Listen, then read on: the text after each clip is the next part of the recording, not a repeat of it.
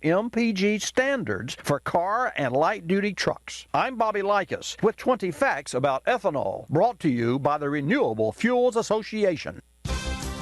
If thinking of the service manager while inking your new car deal seems like an oxymoron, think again. Though today's cars are certainly more roadworthy than their predecessors, they can still break. In fact, the experts at the LA Auto Show report that automotive repair is a $200 billion business, and 1 of every 3 cars serviced returns for additional work. So ask your new car salesperson for an introduction to the service manager. It's a small investment with a big payoff at repair time and for maintenance checks. I'm Bobby Likis. Like us, you'll love us.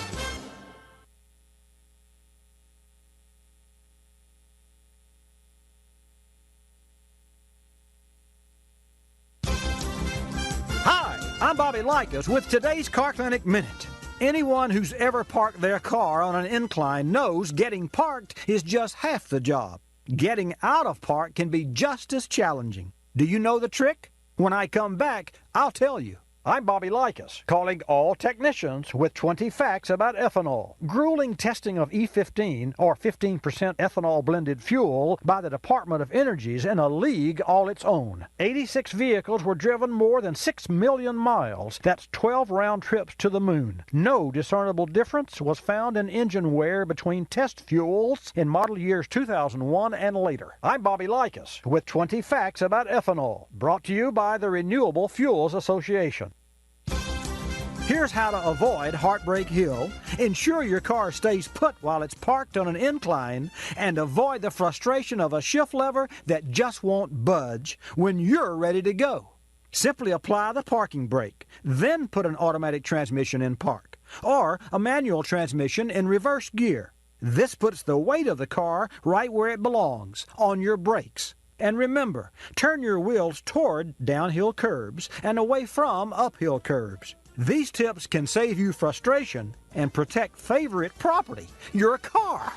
I'm Bobby Likis. Like us, you'll love us.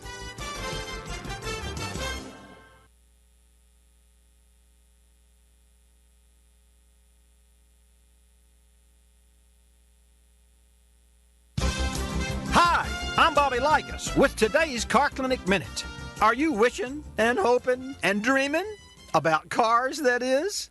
Teachers used to scold for idling away the hours. Now they give high fives. When I come back, I'll tell you all about it.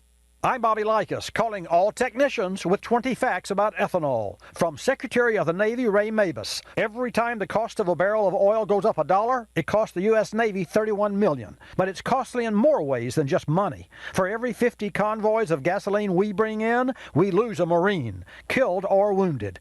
That is too high a price to pay for fuel. I'm Bobby Likis, calling all technicians with 20 facts about ethanol. Brought to you by the Renewable Fuels Association. Daydreaming in class used to get you a trip to the principal's office. Now it could be your ticket to the winner's circle. Daimler Chrysler is sponsoring the Build Your Dream Vehicle competition. Students conceive and design futuristic, environment-friendly automobiles, then present three-dimensional models and marketing plans to judges. Trophies and cash may be the destinations students have in mind, but along the way, they learn about teamwork, finance, technology, and communication. And who knows, their dreams may find the way to your garage. I'm Bobby Likis. Like us, you'll love us.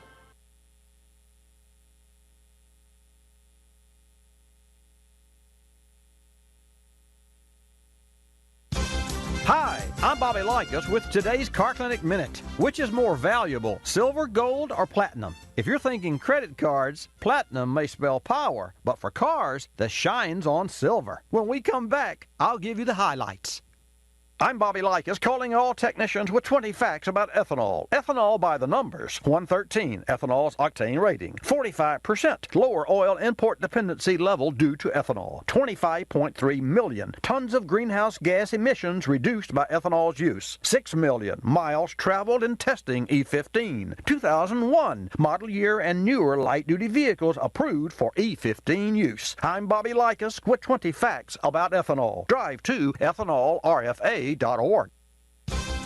Gold's great and platinum's precious, but drivers agree silver's the color for cars. DuPont's Global Color Popularity Report has tracked car color trends for over 50 years, and this year's stats say silver's supreme, reportedly a reflection on technology-focused lifestyles and the new sharp lines in vehicle design. The second most popular color is white, followed by black, blue, green, medium red, light brown, gold, bright red, and medium gray. Whatever color car you keep, wash and shine it. Not only will your car mirror your pride, but it'll also be worth more silver dollars at trade-in time. I'm Bobby Likis. Like us, you'll love us.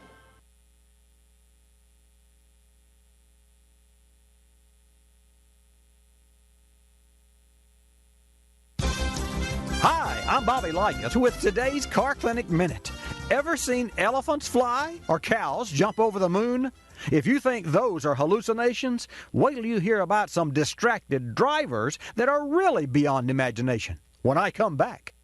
I'm Bobby Likis, calling all technicians with 20 facts about ethanol. The corn as food versus fuel duel is emotional, not factual. Fact is that ethanol is produced from field corn for livestock, not sweet corn for humans. And ethanol production from field corn utilizes only the starch. Remaining vitamins, protein, and fiber are sold as livestock feed. I'm Bobby Likis, calling all technicians with 20 facts about ethanol. Brought to you by the Renewable Fuels Association. Think flying elephants are fantasy? Listen to the flights of these real-life distracted drivers. One harried driver decorated cupcakes on her dashboard. Talk about a movable feast. And how about this for distance learning? A woman watching a knitting show via portable TV actually practiced the stitches. And too bad this driver's wits weren't sharp.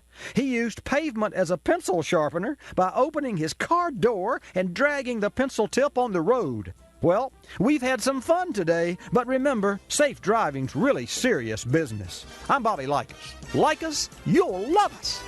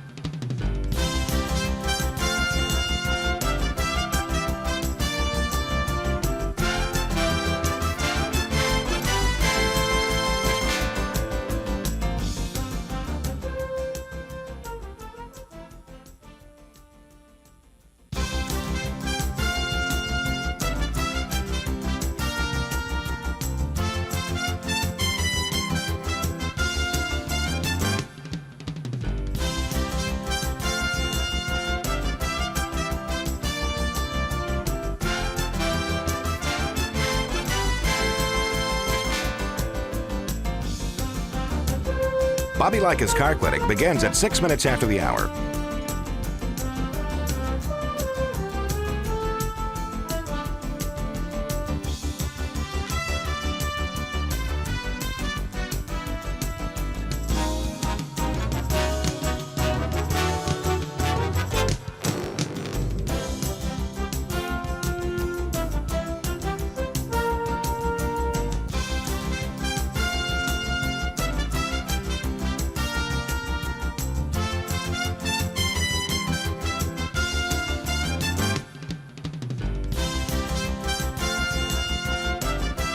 Bobby Likis Car Clinic begins at 6 minutes after the hour.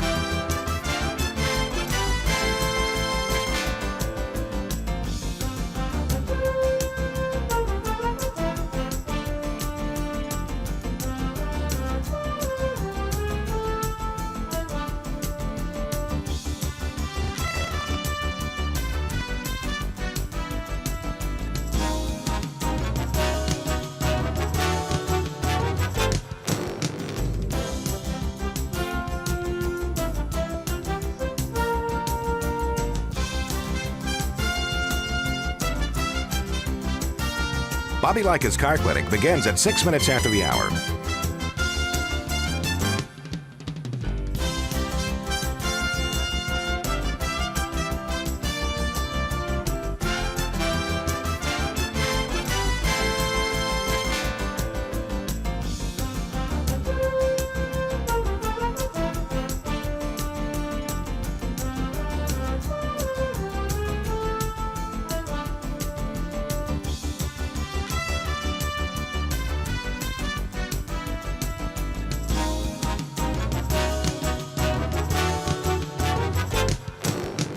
Bobby Likis Car Clinic begins at 6 minutes after the hour.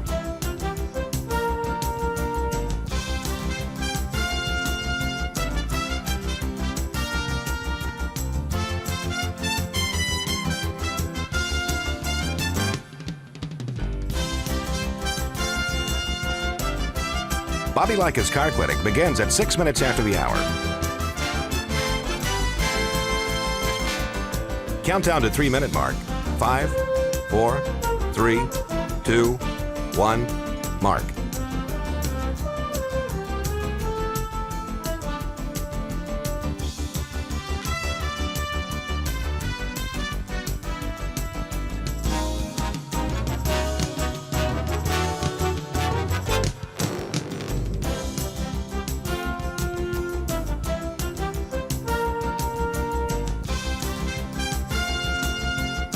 Bobby Likis Car Clinic begins at 6 minutes after the hour.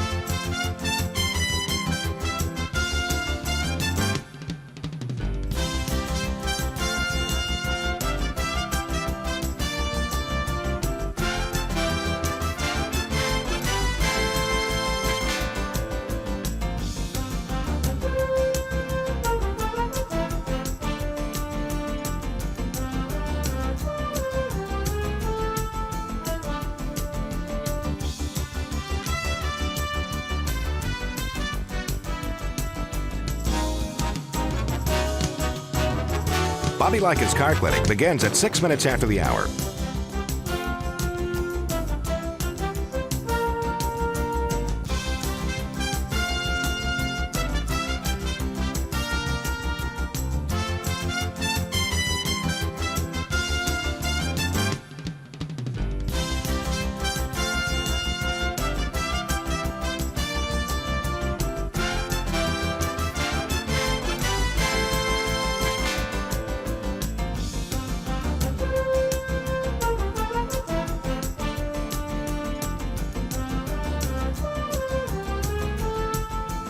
Bobby Likis Car Clinic begins at 6 minutes after the hour.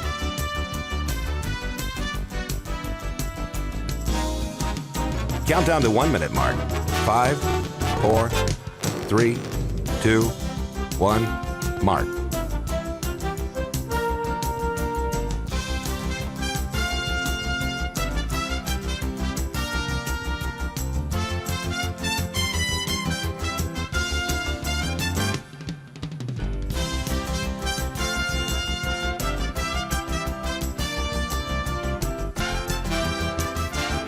Countdown to 30-second mark. 5, 4, 3, 2, 1, mark.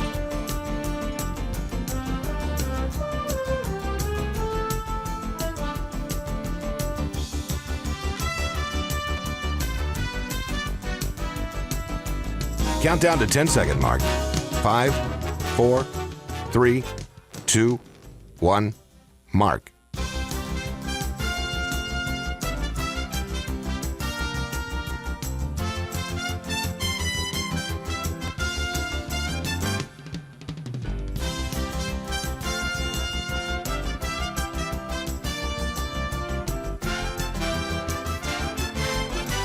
Welcome to Bobby Likis Car Clinic. If you have a car question for Bobby, call now at 1-800-264-5454, toll free from anywhere in America. And now, here's your host, Bobby Likis. And a special good morning to you. Well, welcome. Sit back and ride along with me this hour, and we'll talk cars and any other two-wheel or four-wheel or six-wheel or eight-wheel vehicle that you'd like to tell us about. Maybe a shop that's done you a really good service this past week. You can share that, and we'll congratulate that shop. I always try to recognize those in our industry that do a good job. I mean, you can always hear of the horror stories, but we love to hear the not-so-horrible stories as well. So if you've got a favorite shop that is really done, or a dealership or a chain store, strictly, I'll turn the mic to you, and we'll take your calls at 888 Car Clinic, 888-227-2546. Rob will take your call and put you in a queue, and I will put you on the air. This segment of Bobby Likis Car Clinic is brought to you by O'Reilly Auto Parts. Make your tax refund go farther at O'Reilly Auto Parts. If you've been delaying some much-needed car maintenance, delay no longer. Spend a little of your tax refund on your vehicle now and save on expensive repairs down the road. O'Reilly Auto Parts has exactly what you need at guaranteed low prices. O'Reilly Auto Parts. Better parts, better prices every day. And we deal with O'Reilly Auto Parts every day right here from the center of the automotive universe, which is the studio located inside an automotive service shop. Your calls when I come back. I'm ready. Are you?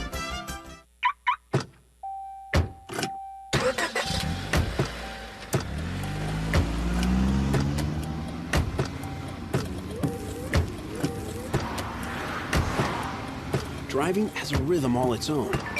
Don't wreck it with a text. Before you get behind the wheel, silence your phone. Or better yet, designate a texter. For more text-free driving tips, visit stoptextstoprex.org. Brought to you by the Ad Council and the National Highway Traffic Safety Administration. This vehicle maintenance spotlight is brought to you by O'Reilly Auto Parts. Nothing's more important than your vehicle's brakes. Though there's no substitute for scheduled maintenance, also be on the lookout for signs of trouble, like your car pulling or a shuddering steering wheel. Trust the professional parts people at O'Reilly Auto Parts to help you choose the brakes that are an exact fit for your vehicle. Brands you trust like Brake Best Select, and Wagner Thermoquiet at guaranteed low prices. O'Reilly Auto Parts. Better parts, better prices every day. Let's go to the Car Clinic inbox. Don from Wisconsin writes, Dear Bobby, I have a 2005 Silverado 3500 I just bought to pull a fifth wheel camper. I upgraded to the 1-ton because my new camper is 16,000 pounds and my old 3/4 ton didn't have the oomph to pull it. The tires are original but have good tread and just 35,000 miles. Should I worry about tire age? They only have a few cracks in the sidewall, and I'd love to not spend the money if possible. Don, I'd love to tell you not to spend the money, but I just can't. Definitely replace the tires. Even with low miles, your tires are over 11 years old, and that can pose a safety issue. You'll be generating a lot of heat with that weight, and you'll want to stay safe. I recommend General Tire's new Grabber HTS 60. They feature updated wear technology that improves tread life up to 25% over the original Grabber HTS. Learn more at GeneralTire.com. That's GeneralTire.com. You're listening to Bobby Likis Car Clinic. Like Shakespeare, we ask the question, what's in a name? Ours is pretty blah. We're Geico, not to be confused with Gecko, a small tree lizard. And no, Geico doesn't have a sister company named Girlco. So, in the absence of a perfect name, focus group tested for hipness, we offer car insurance at a fair price. In 15 minutes, you could save 15%. Call 1-800-947-AUTO, 1-800-947-AUTO. Our name may not be cool, but saving money always is. Geico Direct, the sensible alternative.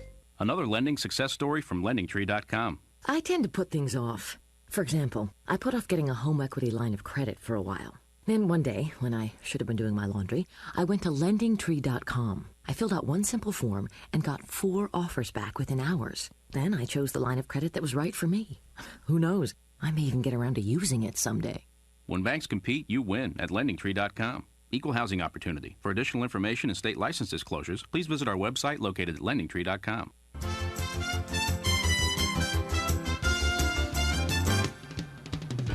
And now back to Bobby Likis Car Clinic and your host, Bobby Likis. And good morning. Welcome to this Saturday morning. I hope that you're feeling well. Hope you had a great week, and I hope your car is doing well for you. I know that they don't always run exactly like you'd like for them to. So when that's a problem, I guess that's one of the things that I can help you with. During the week, I choose information that I want to share with you. And today, at some point in time, I'm going to share the Faraday versus Tesla.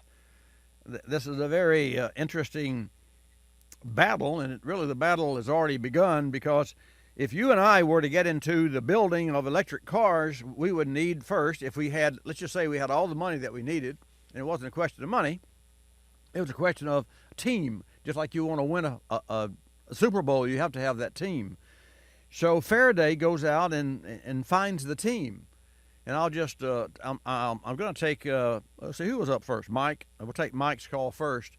But I will share this with you, just two of these individuals that are now on the leadership team with Faraday.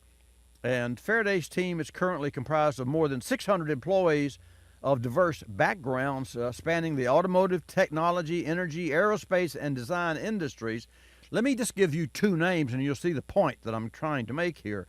Nick Sampson, Senior Vice President of R&D and Engineering. He's the former Director of Vehicle and Chassis Engineering from Tesla. That's right. He's now with Faraday. One more example. Dag Reckhorn, Vice President of Global Manufacturing, former Director of Manufacturing for Tesla. So it appears that if we have enough money and we desire, and I guess the moon aligns, we just go over to the competition and find out if Nick and Dag and Alan and Tom and Richard, I have a list of 5 high-level employees, and only one of them did not come from Tesla. And that was Richard Kim, Head of Design, founding member of the BMW iDesign and lead designer of the i3 and the i8 concept. The i8 concept, and I'm not a BMW guy. I just for some reason that car never struck me well, but I do like the i8. So you never say never. Mike, welcome to Bobby Likis Car Clinic. Thanks for holding. You are on the air, sir. Hey, Bobby. I'm looking to buy a used Kia Optima. And I've been looking online on, just Googling problems with, and I see a number of steering issues, say like on the 2013, not so much on the 14 and the 15, but it seems as that's an electrically driven power steering pump, and it must run through a computer that senses road speed and things. And the biggest complaint has either been it wants to turn left on its own sometimes, vague steering, or issues like that. I wonder if you could address that for me, please, sir. Recently I had, and first I'd like to address the 13, 14, 15. You notice that the list of problems is less with the later model.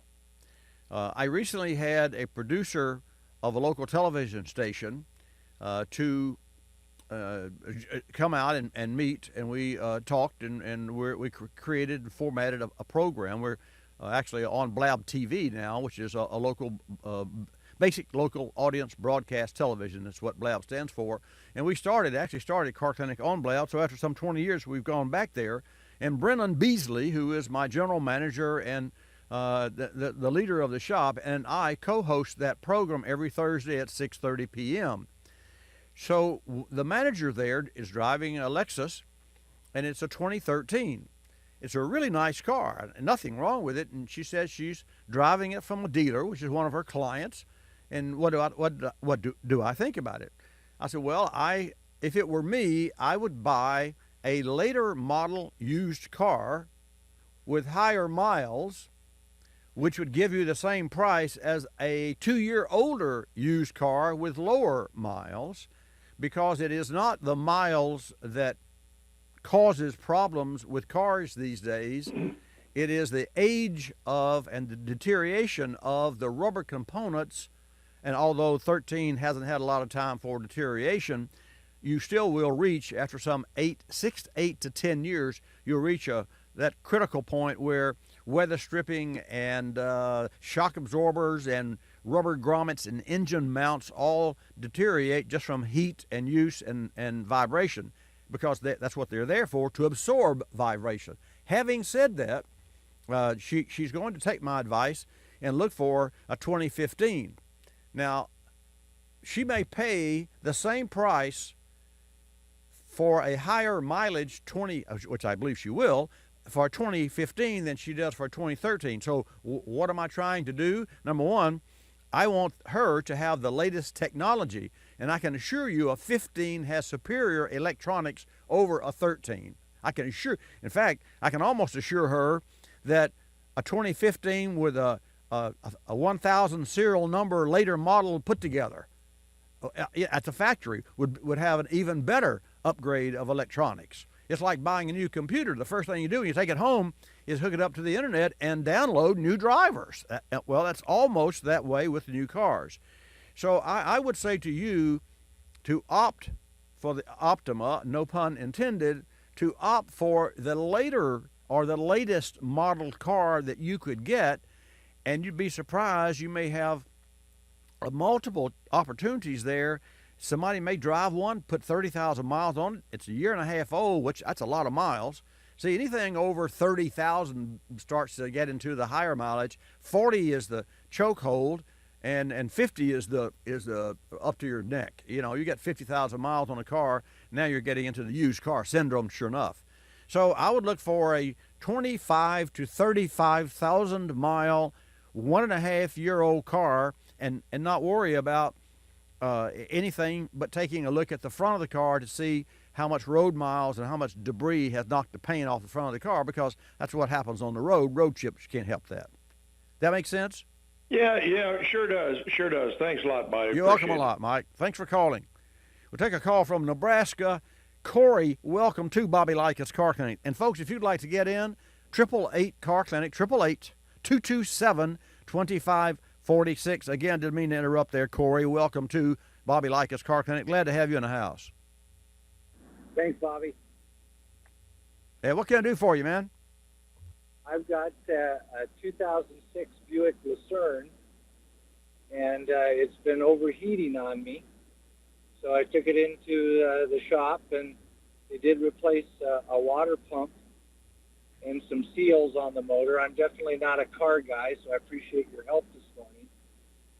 And they've done that work, but the engine continues to overheat, and just seeing what maybe other things that needed to be diagnosed. Well, when it overheats, does it go critical, or does it threaten to overheat? If you kept driving, would it actually boil over?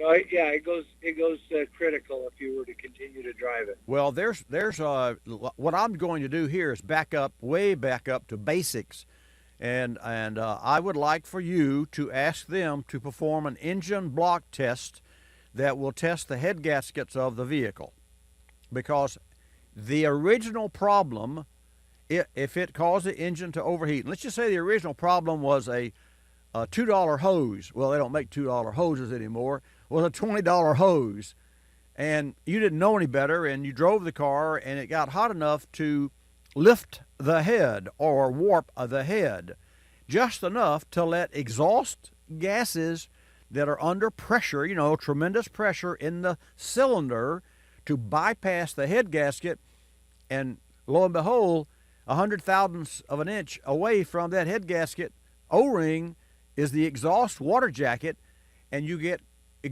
pressured exhaust into the cooling system, and you don't know it until it overheats. Now, what's the magic chemical that you can determine if the exhaust is in the coolant? It's easy, they make it, and it's called an engine block tester. And an engine block tester is available, there in Nebraska. You have O'Reilly Auto Parts stores? We sure do. Okay, go to O'Reilly Auto Parts, buy an engine block tester. Now, this is not it's not a machine you're going to hook up to your engine. It's a bottle of blue fluid with a syringe that's about the size of a turkey baster, and you don't dip it into the cooling system coolant. you draw the vapors with the engine hot, so you have to be cautious when you take the cap off. But you look down and you've got the little bubbling or almost bubbling, almost boiling coolant, and then you put this syringe in place. The instructions are real simple. This is something that you can do, anyone can do, and literally, and even if you're not a car guy, and you squeeze the bulb at the top, and what that will do is it will draw the fumes from off the radiator into that blue fluid, and if that blue fluid turns yellow, you have internal engine problems. That's your next step, and my next step is to take a break.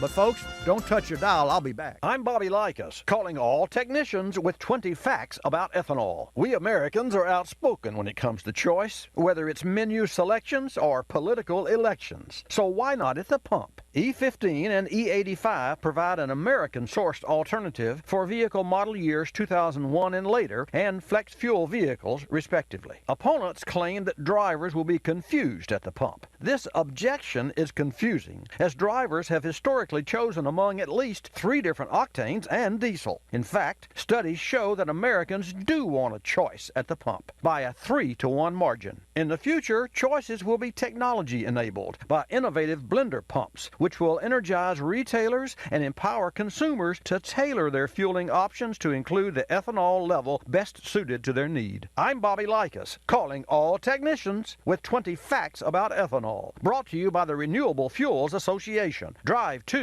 ethanolrfa.org. In the service bay this week is a 2010 Nissan Frontier. According to its owner, fuel economy is down and the vehicle is hesitating upon acceleration. Typically, this model vehicle can suffer from engine deposits for a variety of reasons. With no diagnostic codes or check engine light to work with, engine fuel trim is telling the tale. Our conclusion? Carbon buildup on the throttle body, intake valves, and piston tops. The answer? New Fuel Pro Complete from Motor Medic. Not your everyday fuel system cleaning kit. Fuel Pro Complete cleans both fuel and intake sides of the system. Most fuel system cleaners only clean through the gas tank. Fuel Pro Complete also cleans through the vacuum line. For newer cars, it cleans the top of GDI engines. For older cars, Fuel Pro Complete tackles traditional fuel system cleaning and intake cleaning. Visit fuelprocomplete.com for a demo video and port locator with a list of vehicle makes and models. That's fuelprocomplete.com. You're listening to Bobby Likis Car Clinic. The airlines like to have sales. Summer getaway sales, holiday sales, winter sales. Truth is, at any moment, some airline somewhere is on sale with low fares to great destinations. Travelocity knows exactly what's going on, who's on sale, to where, and when, at over 700 airlines worldwide. We even have this nifty feature that lets you look at a calendar so that you can see exactly the days the great fares are available. Travelocity.com. Go virtually anywhere. AOL keyword, travel. Hun, guess my temperature. It's 2 a.m. Go to sleep. Come on, one guess. 98. Higher. Higher, 99. You're getting warmer. Wait, I'm getting warmer. Cold symptoms keeping you from getting a good night's sleep? Get NyQuil, the nighttime sniffling, sneezing, coughing, aching, stuffy head, fever so you can sleep better to feel better medicine. Use as directed. One more guess. 100. Yes. Tell her what she's won, Bob.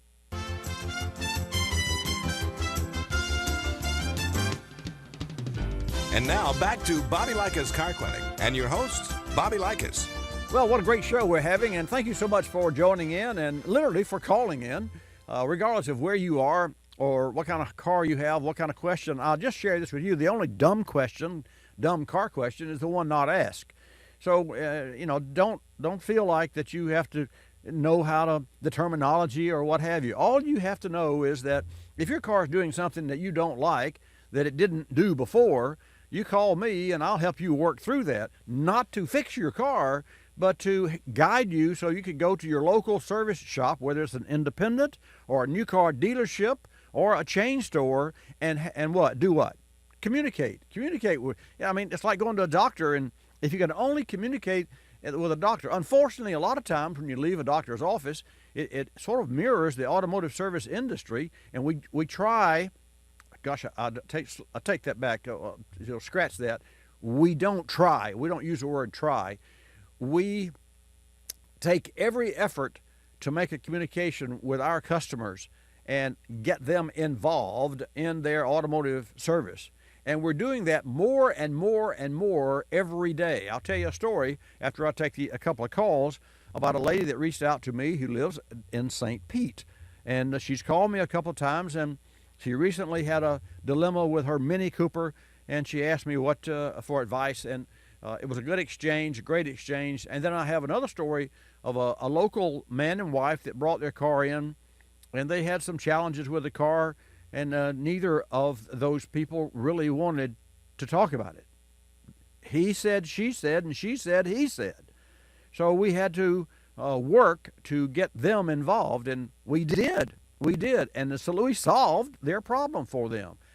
So let us do our job, and those of you in the automotive service, do your job. You know, insist that the owner of the car, the patient is the car, and the owner is the parent. Insist that they let you do your job. Then you must do your job.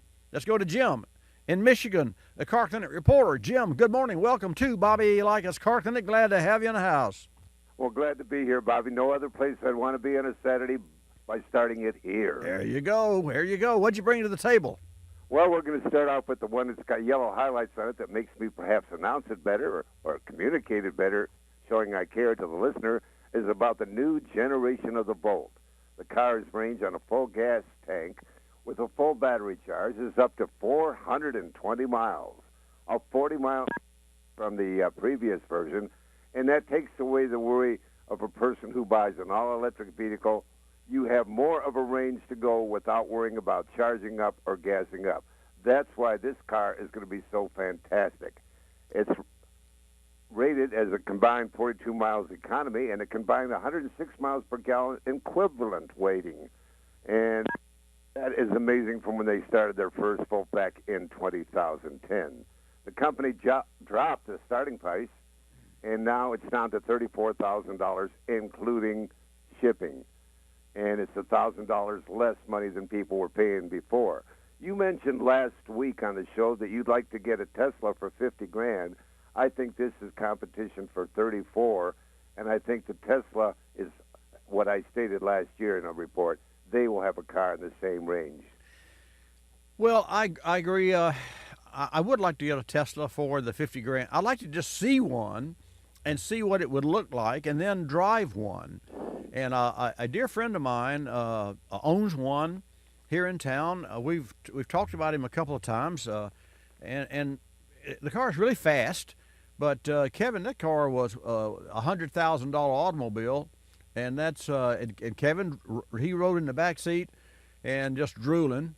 And really, if you've ever ridden a launching roller coaster, it's exactly the same feeling. Exactly, that launching roller coaster that has very little, if any noise, and the noise is more of a whine, a beautiful. It's like hearing the voltage going through the lines, if you will. And it was really a beautiful car. It belongs to Bill Trundle. It's Trundle Marine, who's a very sharp fellow, and he went through a 5,000-mile trip with us, because that was my first, Jim, my first question, well, have you had this on the highway? Because it looked like it's on the showroom floor, although they don't have showroom floors. You order those over the internet, which is what he did. But the bottom line, he had just returned from a 5,000-mile trip, and he would go 200 miles. He would plot his trip so that he could stop and fill up, and it would take him 15 minutes for 150 miles or 30 minutes for more. And I think that what you're going to see when Tesla comes out with that $50,000 vehicle, you're going to see, you will see individuals that this can't afford to buy a $100,000 Tesla that are now going to be proud of the Tesla, because the car is a beautiful car. They're doing a great job. I thought, and Kevin, just quickly, I thought the interior was a little Spartan. What's your take? You know, I think you might be right. I'm more of a minimalist myself anyway, so I really enjoyed the interior of it. But you're right. There wasn't a lot of bells. I mean, there were a lot of bells and whistles, but it didn't have the styling to it. It was very sleek, solid colors. Sleek, solid colors, and what have you. And there again, I'm comparing that to the Jaguar. So that's two different cars altogether. But so Jim, I can't wait till that car comes out. And I don't know if you were tuned in at the opening of the show, but Faraday is dead serious. And I mentioned a couple of names. In addition to the names that I mentioned, these are individuals that Faraday has hired away from Tesla. Alan Cherry is the Vice President of Human Resources, the former Senior Director of Human Resources for Tesla. And then the last one is Tom Wessner, Vice President of Supply Chain, former Director of Purchasing, Tesla Motors. So here we have Vice President of R&D and Engineering, Vice President, Global Manufacturing, Human Resources, Supply Chain, and a founding member of the BMW i Design, all now work for Faraday, who, as I understand, made his fortunes in foreign country making games like Kevin, just the regular games like do you play games? Yeah. Oh, yeah. I'm big time. Oh, okay. Well, there you go. There you go. So, what else, Jim? That'll do it for you today? No, that doesn't do it for me today, Bobby. If you got time for one more quick one, we'll try to give you another one. Please do. Okay, thank you very much. We're talking about right now the Super Duty chassis and the new cab of the Ford Motor Company car. And that's going to be an aluminum cab. Remember how we had so much fun with the aluminum commercial with their truck? Yeah. And yet that truck seems to be a hot seller. It is. Let's look at the article that I'm talking about right now, which came out on Tuesday. A new aluminum-bodied Super Duty chassis cab, which is more capable than the steel-bodied predecessor. That's what they claim. It must have been proven, I hope. Oh, I'm sure. The Dearborn Automobile revealed the 217 Super Duty Classic Cab, best in class and an axle rating, and best in class combined weight rating, and both better than the current model. And the truck's new 6.7-liter Power Stroke V8 diesel engine has more horsepower and torque than the previous version.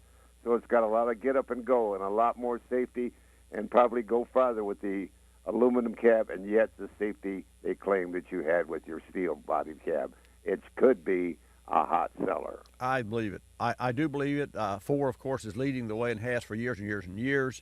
The aluminum was a step in the right direction, and just so we can clear the air here, Ford learned how to create, make, put together, bond, rivet, and so forth, aluminum bodies during the time that they owned a Jaguar, because Jaguars are made that way. So the assembly line is minus all of those flying sparks that you think of and you see robotic welding machines. That just doesn't exist in an aluminum factory. Those trucks still have a steel frame, but they are indeed, the F-150 is 700 pounds lighter. 64% of all the F-150s sold today have the EcoBoost V6 engine. And 10 years ago, it would be sacrilege to have a V6 F-150. If it didn't have a V8, you would be a strange duck. But not anymore. It shows you the world's changing. Jim, thank you so much for your call. Always great to have you in the house here at Bobby Likis Car Clinic. Okay, Bobby, we'll make it a point to be back again next week. Thank you, sir. Have a great day and have a great weekend. Appreciate your information. And now we'll take a call from South Dakota. Tracy, welcome to Bobby Likis Car Clinic. Glad to have you join us. Hey, how are you today? I'm fine. How about yourself? Hey, I got an 05 Dodge Grand Caravan with almost 200,000 miles on it, and I've noticed that I got a radiator or an antifreeze leak. Now, I was thinking about just going to Walmart and getting some of that bars leak, stop leak. Would that be a good idea, or should I dig deeper into this problem and try to find out where the leak's coming from? Well, I think you need to make that first things first. You need to know where that leak's coming from before you make the decision on whether or not to patch it or fix it. Okay. And the reason for that is if it's a water pump, then you have to replace the water pump. If it's a flue, one of the flues, one of the tubes in a radiator, you probably could put in a stop leak. No question about it. But stop leak's not going to stop the water pump from leaking, because it's leaking more than likely out the seal, and that seal moves, and as that seal moves, it's hard to, you can't put, you can put your finger in the dike there, you know, as they say, but if something starts to move, you can't move your finger. And so I would say you would know the answer to your question. You will know with a closer inspection. Let's say you got 200,000 miles. How's the rest of the vehicle?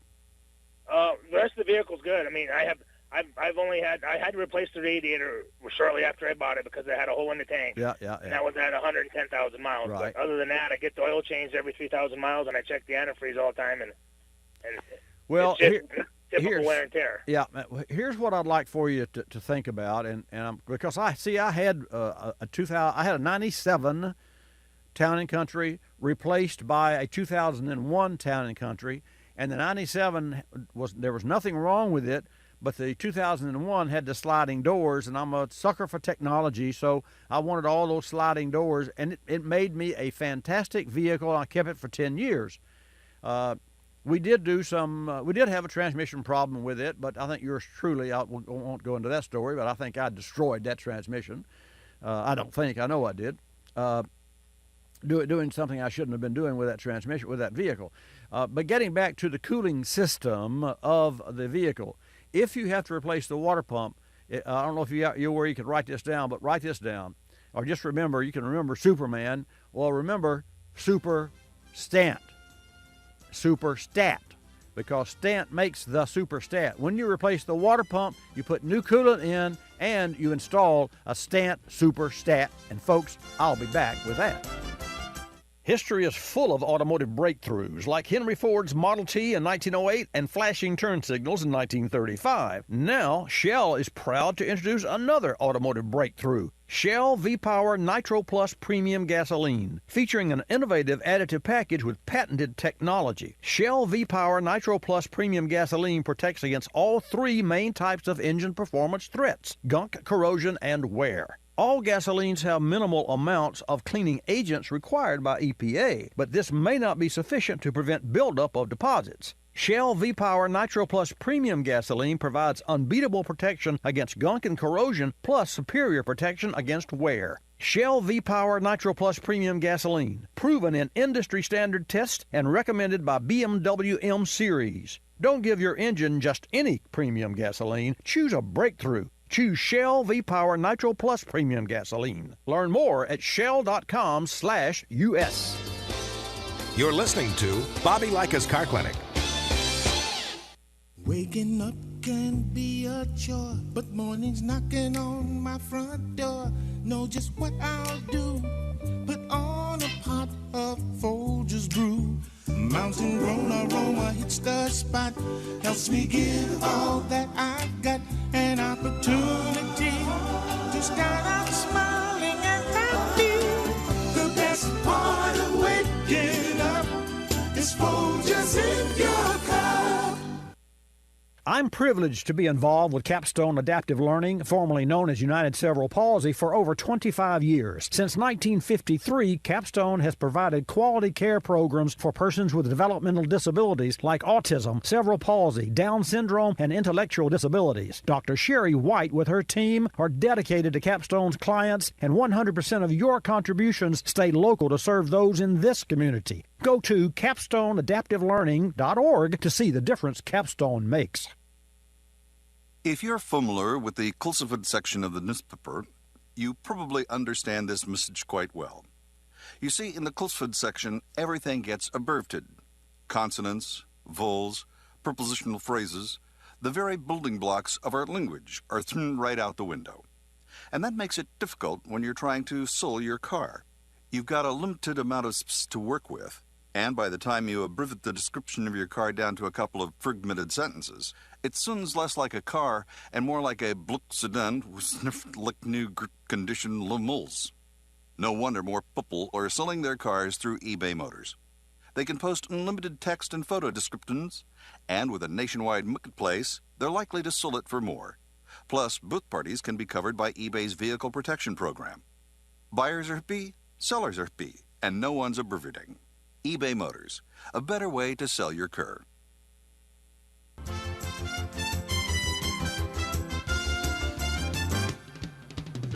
And now back to Bobby Likis Car Clinic and your host, Bobby Likis. And welcome to this segment of Bobby Likis Car Clinic. You feel free to call, and Rob will take your call at 888 Car Clinic, 888-227-2546. Actually, he's our newest member of the Car Clinic family, and he's really a sharp guy, a sharp fellow. Would you not, Kevin? Would you say that Rob Sharp is not a sharp fellow? I would say he is, for sure. How do you know? It's in his name. Rob Sharp. 888-227-2546. He does a great job. He can spell. He actually knows left from right and knows that. I'll tell you, I'll make jokes now, but it is tricky. The Gentner, we have a digital, not that you really care, folks, but it's a Gentner, and it's a hybrid telephone system that takes all of our telephone lines that really come into this building on fiber. Cox Business supplied fiber cable, and splits off and goes into all the hardware we have in-house, and puts it into a computer. So that using a headset, he can answer calls and type into fields your name. And I see that Cliff Alderson is from New Mexico and wants to talk electric and wants to engage in discussion. That's exactly what's on the board. So we're going to go to Cliff, but first I'm going to invite you to call, which I will now, 888-227-2546. If you have any car questions or want to just talk cars, I'll share with you the price of gasoline. And this is interesting now because in 7 of the 10 markets across the nation, the price of gasoline has risen this week. And let's see the highest is on the West Coast, 6.7 cents. The national average is up a nickel, $1.78.3. That's what the national average is, and that was as of 2/29. That's when this government measurement comes out in this paper that I subscribe to from the government. And fueleconomy.gov is one of my favorite sites. If you've never been there, they do a fantastic job there. I recently met the gentleman that actually is in charge of that site at the National Ethanol Conference in the Big Easy a couple of weeks ago. And they have information from 1984, I'll say information, miles per gallon of 1984 to date cars. So if you're thinking about buying a used car, not that you would think about buying a 1985 or 6 or 7 model car and be really worried about the gas mileage. It would have to be a car that you really wanted. But there are choices of cars that are for sale that you would have choice A or C or D, but you'd like to know what the gas mileage would be for each of those 3 vehicles. Well, you can go to fueleconomy.gov and put in the numbers, and it will share that with you. So the highest price, again, measured is on the West Coast, and the lowest price is on the Gulf Coast at $1.55. I've not seen any 155s, but I'm sure if I looked around hard enough, I could. Strangely enough, gasoline is taking a dive, but it is starting to inch its way back up. We'll see what happens next week. Now let's go to New Mexico and take a call from Cliff. Cliff, welcome to Bobby Likis Car Clinic. How you doing, my friend? Not too bad, not too bad. You have a really interesting show.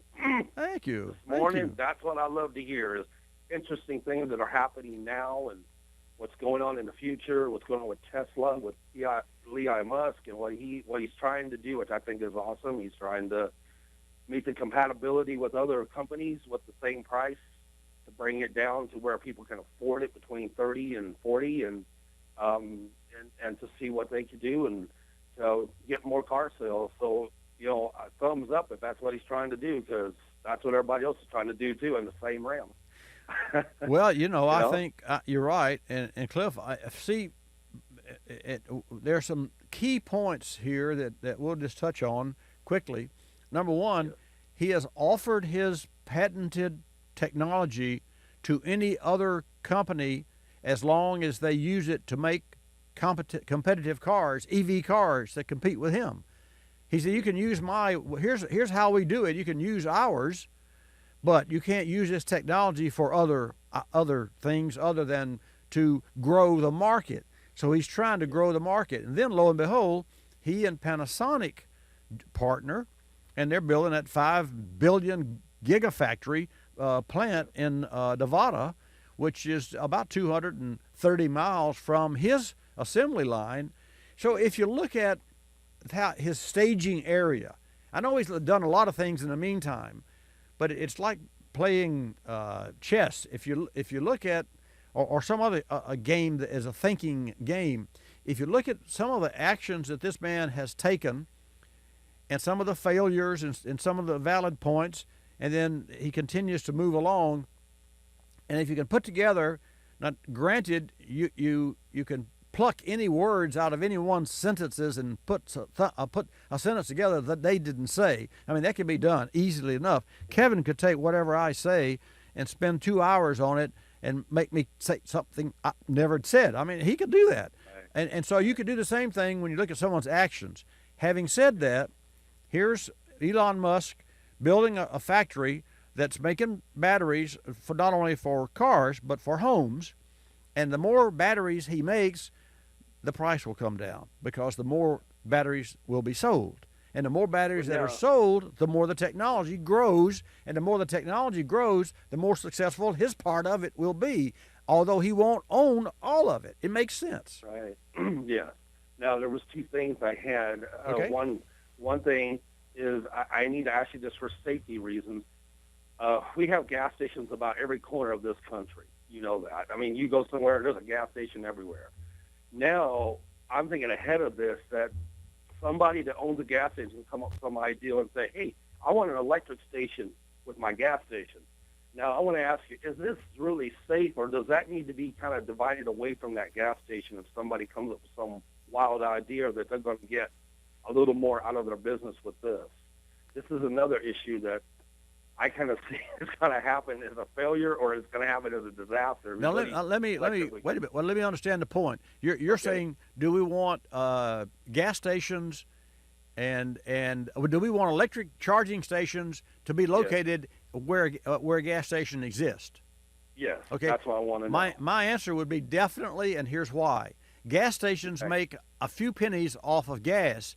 They make dollars off of the Coke and the soda pop and the chips and the food. So if you're in the convenience store business, i.e. the gas station business, then by all means you want to attract more people to your store. So that's a great question, and you I actually stopped and had to think for a minute. Well, wait, what are the advantages here? And here's why I hesitated, although I didn't hesitate long.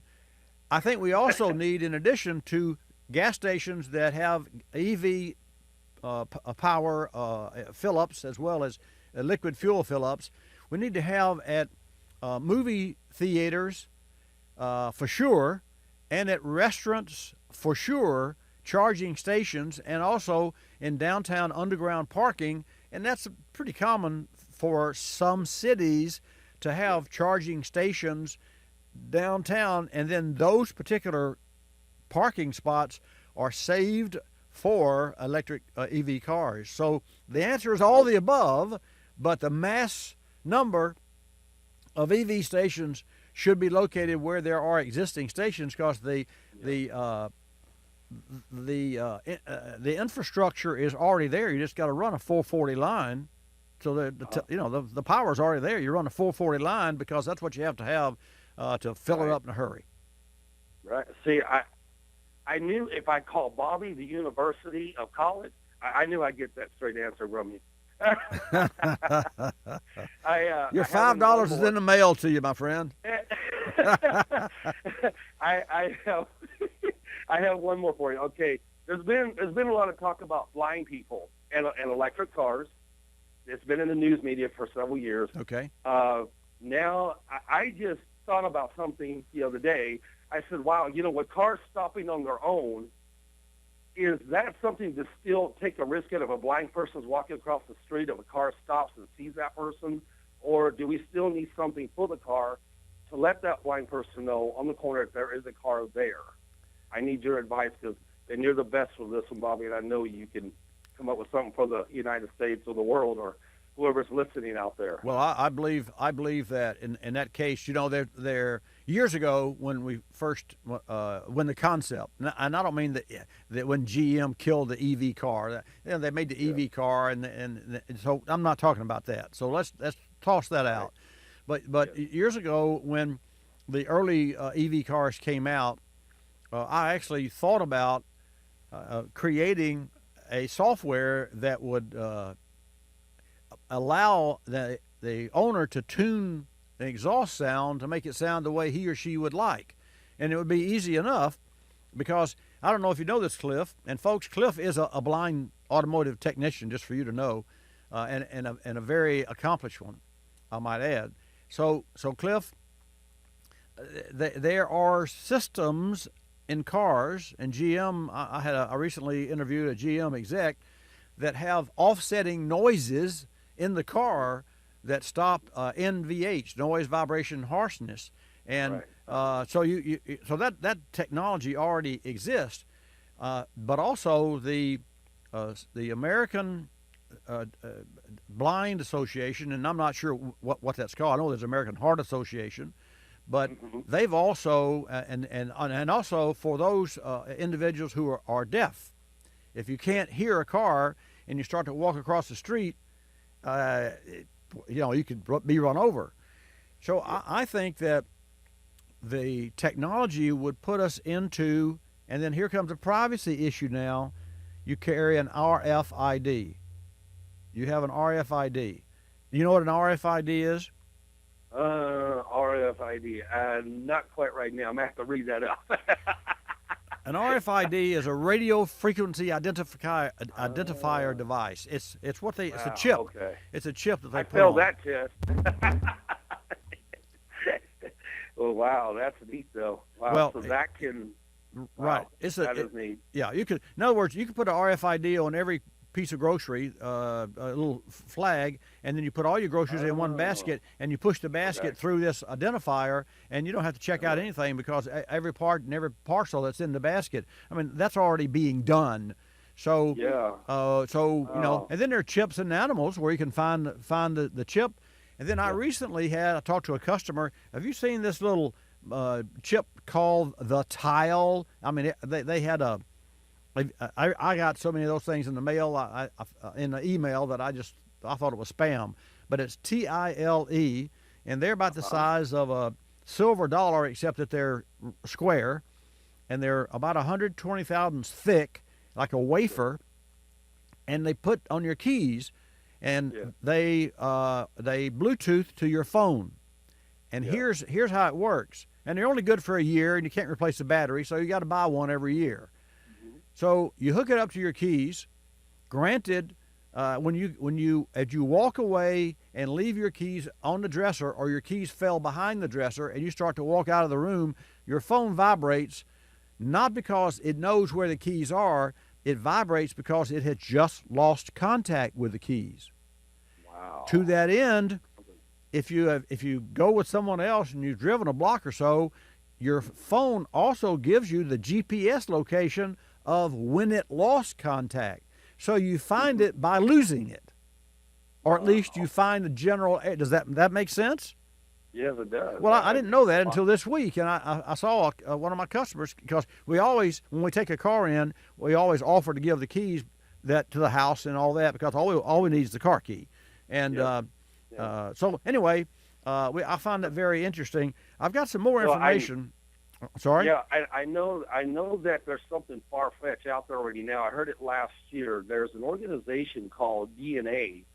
They put, if you have a special car that you don't want stolen, there's an organization. I heard this on another automotive radio thing, and I was kind of impressed that this lady says, yes, we could put your DNA inside your car and we can locate it if it gets stolen. I was like, what? I mean, we getting that far out? We are. So I thought, that's crazy. Yeah, it's crazy. It's crazy. Well, you stay tuned, because the second hour I have some information about the Prius, and you called about EVs and those sorts of things. The Prius has a warning device, and if you put the wrong viscosity oil in its ICE, in the internal combustion engine, and it causes drag on the engine, the computer will shut it down because it says you've got the wrong oil in this engine, because it measures the drag of the engine, which measures and takes MPG away. And there's other liquids that are essential to the health of a Prius. So for you Prius owners, you can't just put any oil. You can't just put any coolant. And that's part of the next hour's show. Cliff, always great to have you in the house. Thank you. Thank you, my friend.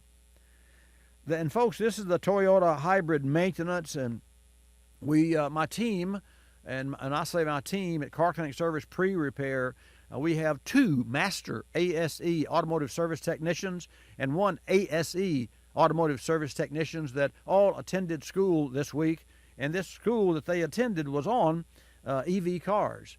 It's very interesting, and I have some information from that school that I'll share with you in the next hour coming up of Bobby Likis Car Clinic. Watch BobbyLive.com if you don't get it on your local radio. And Nick, if you'll hang around, we'll be the first up next hour. Likis, you'll love us. This is Bobby Likis Car Clinic. Bobby Likis Car Clinic is a copyrighted presentation of Car Clinic Productions Incorporated and may not be reproduced or rebroadcast without the express written approval of Car Clinic Productions Incorporated.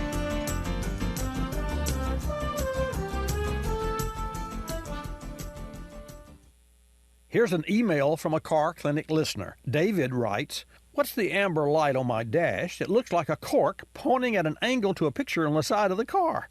This light has been on and off for about a year now, and I think it's time I check it out." Well, David, no time like the present. The light indicates a detected failure that could allow gasoline fumes to evaporate into the air, costing you money in lost fuel and polluting the air. Most common failure that trips the light? A small evap leak, or in other words, loose fuel cap. Besides being tight, the cap must also be in good condition. Fuel caps don't last forever, and poor quality caps don't work well from the beginning. Stant makes a large line of fuel caps that will last a very long time and ensure proper sealing of the system. Stant fuel caps are the only aftermarket caps to include all the safety features of the original equipment cap. Visit Stant.com or ask your local parts store for a Stant gas cap by name. You're listening to Bobby Likis Car Clinic. Bob, what's new? Last month I'm in Africa. When this wildebeest charges me, we butt heads and he's history. After I pull my guide from the jaws of an alligator, I dig into some beef jerky. I get heartburn. I take out my Rolaids as I'm fighting off a wild boar. In under 10 seconds, it starts working. Then the boar is bye-bye. My heartburn's gone. Rolade starts working in under 10 seconds? You expect me to believe that? It's true. Rolade starts neutralizing acid in under 10 seconds. ROLAIDS spells relief. Use as directed. While Johnny Kim was getting ready for the first customers of the day, someone else was looking at larger space for his growing business. At 3 o'clock, while the Curtis family was watching their daughter's soccer game, someone else was walking a prospective tenant through one of their apartment buildings. And while Carmen Delabar was preparing for a fashion show, someone else met with an appraiser about her investment property. You've got a life. We let you live it. We're realtors. Real estate is our life.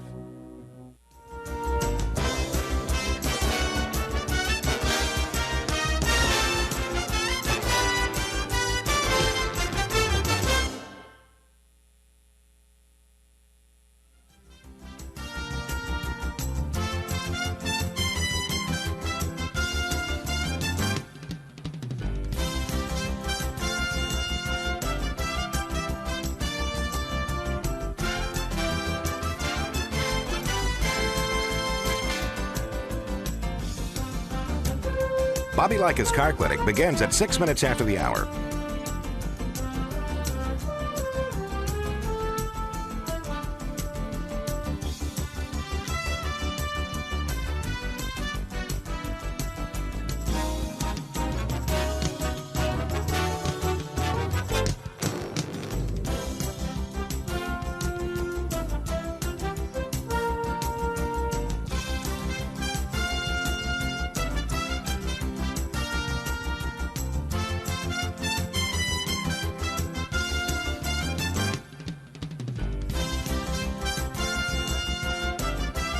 Bobby Likis Car Clinic begins at 6 minutes after the hour.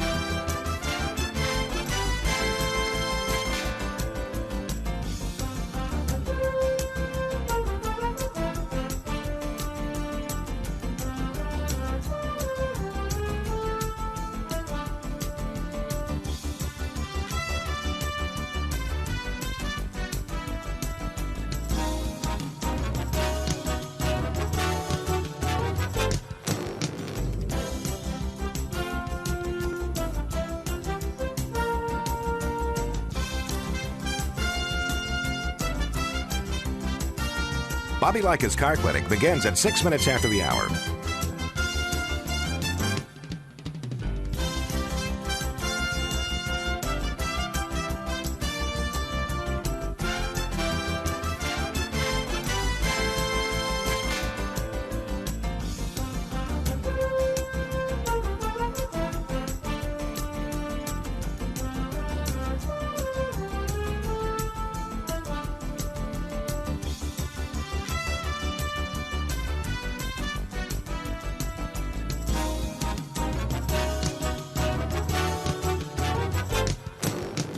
Bobby Likis Car Clinic begins at 6 minutes after the hour.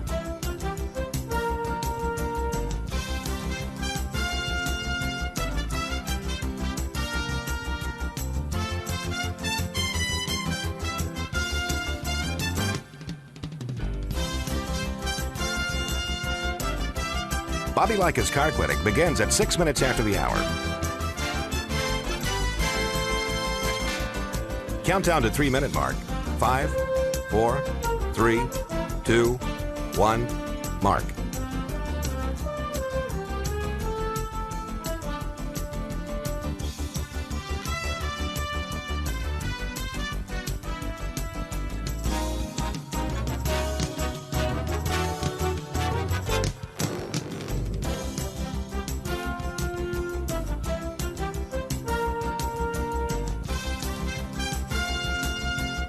Bobby Likis Car Clinic begins at 6 minutes after the hour.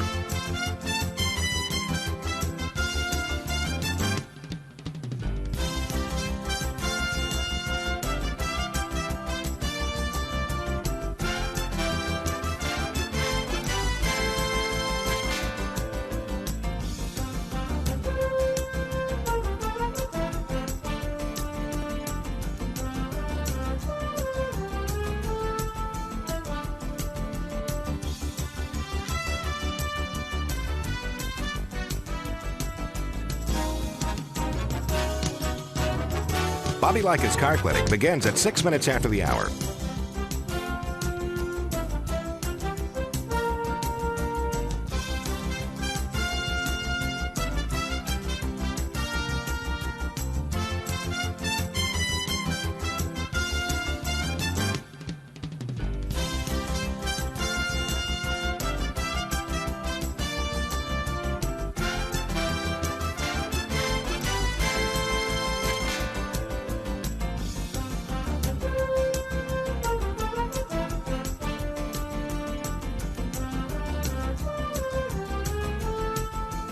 Bobby Likis Car Clinic begins at 6 minutes after the hour.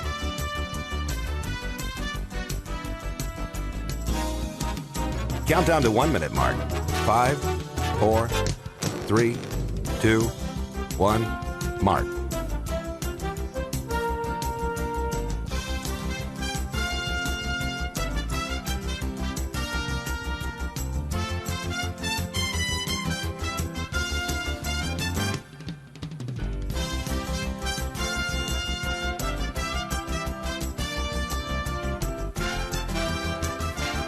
Countdown to 30-second mark. 5, 4, 3, 2, 1, mark.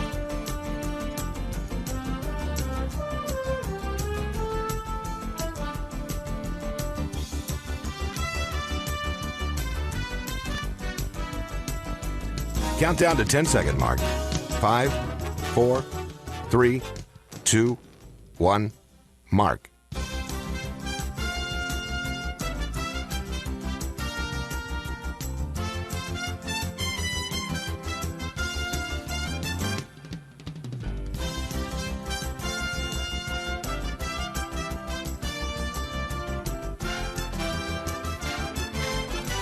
Welcome to Bobby Likis Car Clinic. If you have a car question for Bobby, call now at 1-800-264-5454, toll free from anywhere in America.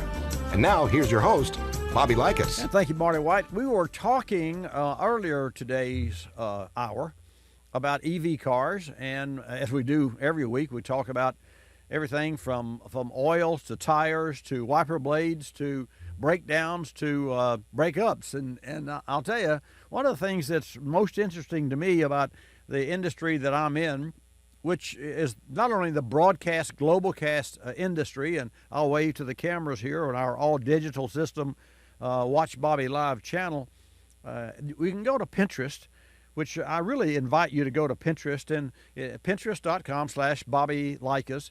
And in our board, you look at our board, in the shop board, and we've posted, I say we, our social media queen, and she is just that, posts some very interesting pictures of cars that we've worked on this week, and we call them patients. And occasionally I will share a patient of the week with you, and those patients can be most any type of car with the different types of repair and what we did to correct those repairs. And what's really neat about it, you can see, we had one vehicle where we had to pull the top of the engine off just to get to the starter. I thought that's very interesting and very costly. But you need to know that, because if you drive one of those type vehicles, you need to know why it costs so much to replace the starter. I'm going to take a break, and then I'm going to come back and take your calls at 888-227-2546. Denso's Iridium TT spark plugs are revolutionary, delivering superior power, economy, and endurance. The TT stands for twin tip. It generates the largest concentration and explosion, which means increased vehicle power. Iridium TTs also deliver better fuel economy and faster starts, all while reducing carbon emissions. And they're designed to last more than 100,000 miles. To find your nearest dealer, go to DensoTT.com. And now, through March 31st, Denso is offering up to $16 back on the purchase of Iridium TT spark plugs. What can open and close hundreds of times a day on your vehicle? Your vehicle's thermostat, which performs two critical jobs: accelerates engine warm-up and regulates engine operating temperature. With so much at stake, like engine wear, fuel economy, emissions, and cold weather drivability, choose a thermostat professional installers choose. Stant. Stant's Superstat is premium grade and features a heavier gauge stainless steel housing and larger heat motor for optimal temperature control. For more Superstat advantages, visit Stant.com. History is full of automotive breakthroughs, like in-vehicle air conditioning in 1939 and airbags in the 70s. Now Shell is proud to introduce another automotive breakthrough, Shell V-Power Nitro Plus Premium Gasoline, featuring an innovative additive package with patented technology. Shell V-Power Nitro Plus Premium Gasoline protects against all three main types of engine performance threats: gunk, corrosion, and wear. Shell V-Power Nitro Plus Premium Gasoline provides the best total engine protection you can buy. It actively cleans intake valves and fuel injectors and shields critical engine parts against future buildup. The result is a cleaner, more efficient engine that will operate at optimum performance. Shell V-Power Nitro Plus Premium Gasoline, proven in industry standard tests and recommended by BMW M Series. Don't give your engine just any premium gasoline. Choose a breakthrough. Choose Shell V-Power Nitro Plus Premium Gasoline. Learn more at shell.com/US. You're listening to Bobby Likis Car Clinic. Another lending success story from LendingTree.com. Car dealers like playing games. They play percentage points, they play markups, but I don't like playing with my money. So I got my auto loan through LendingTree.com. I filled out one simple form, a marketplace of banks and lenders competed over it, and I got 4 offers back within hours. After all, the car buying game is a lot easier to win when you're holding all the cards. LendingTree.com. When banks compete, you win. For additional information and state license disclosures, please visit our website located at LendingTree.com. Hospice isn't a place, it's a face. And Regency Hospice delivers more faces to you and your loved one when life matters most. Faces of nurses, nursing assistants, social workers, and chaplains. Regency's skilled, compassionate professionals deliver comfort and individualized care. When that time of life comes to you, Regency Hospice will be there for you. Go to RegencyHospice.com for more, including Hospice for Heroes Veterans Recognition Program.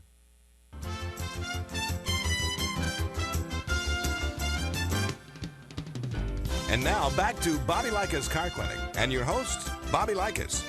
Okay, let's get started with this hour of Bobby Likis Car Clinic. We're going to take Nick, who was up first in Pennsylvania. Nick, welcome to Bobby Likis Car Clinic. Thank you for holding, and glad to have you join us today.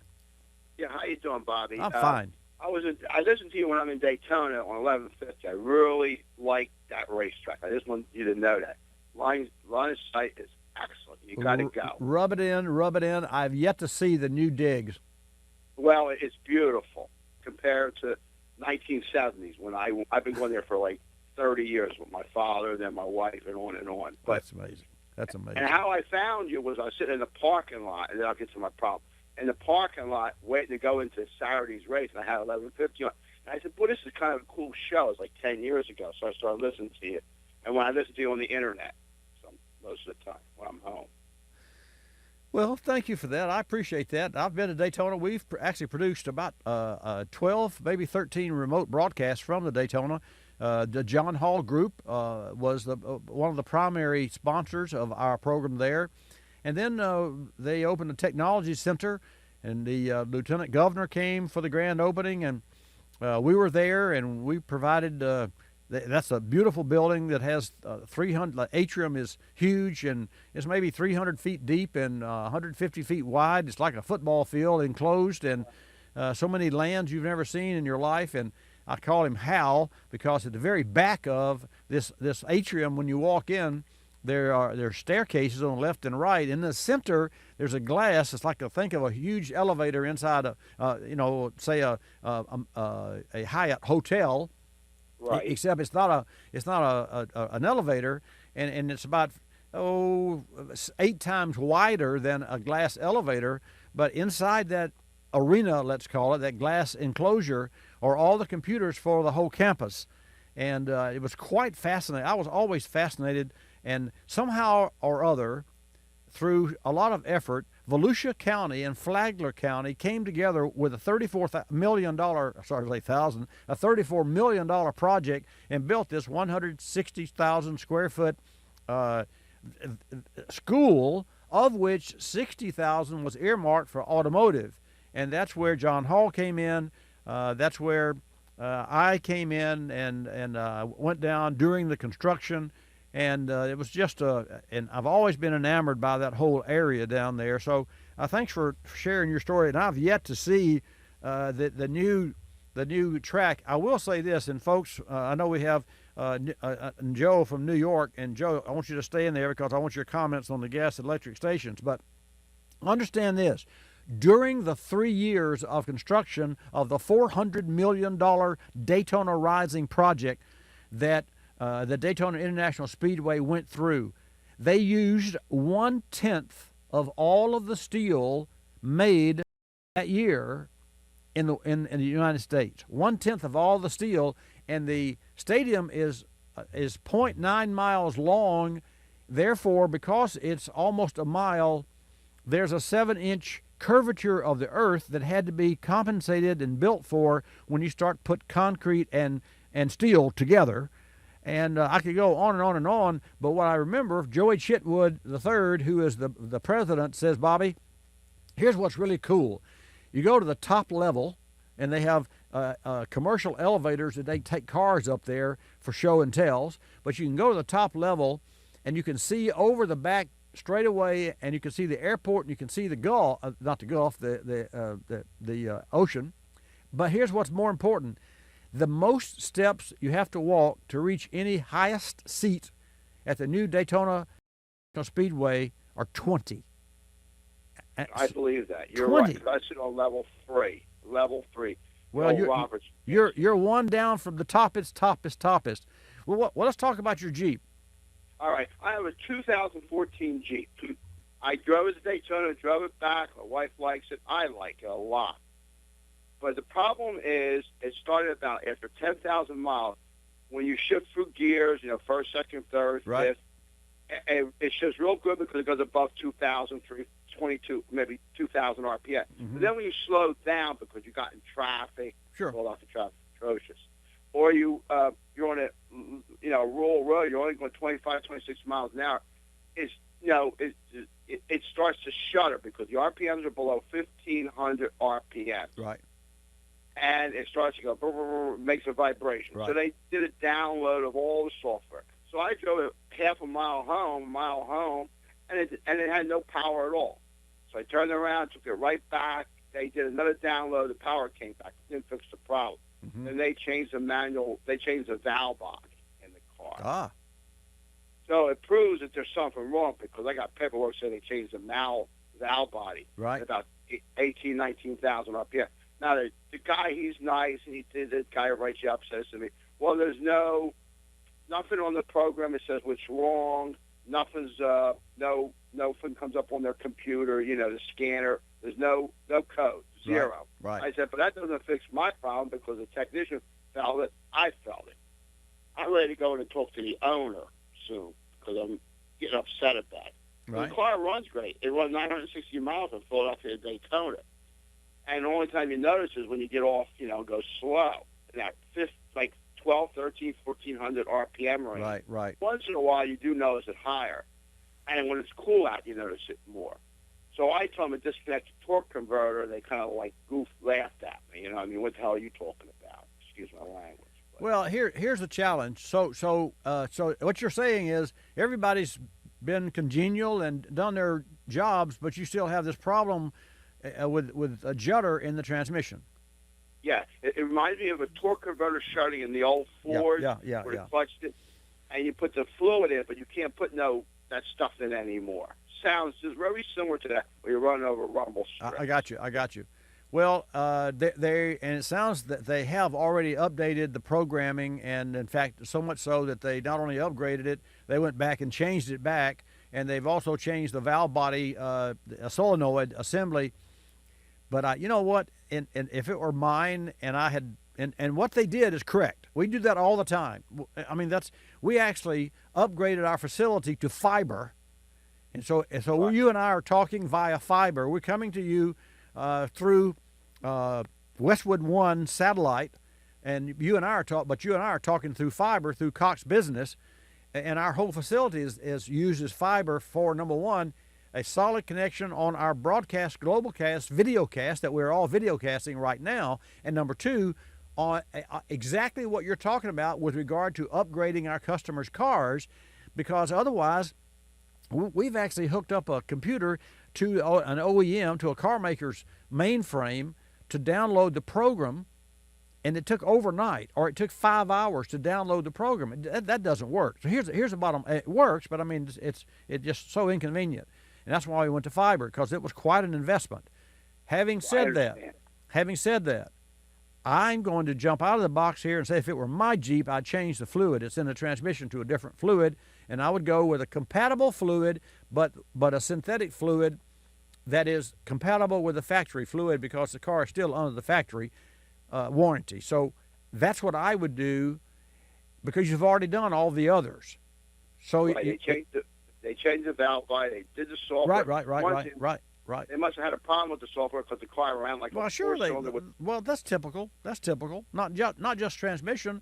You'd be shocked at the number of software changes. We put a door lock in a Lexus, and we had to introduce the door lock. The new door lock wouldn't work because the car says, "Where's this piece? What happened to old Johnny?" Johnny broke, but we shook hands with Johnny. Now you've got Mary. You put Mary in here, and we don't know who Mary is. So we had to initialize the new part. That's just the way the business is. It's really kind of cool, and I've got some information here about Prius that I'm going to share later on in this hour. So, folks, this is most interesting too. So, Nick, that's what I would do. I would go with a synthetic fluid. Do you have a particular brand you like, or Pennzoil, or Valvoline, or? I like Mobile One. Is probably maybe even be what's in it. Mobile One, 65%.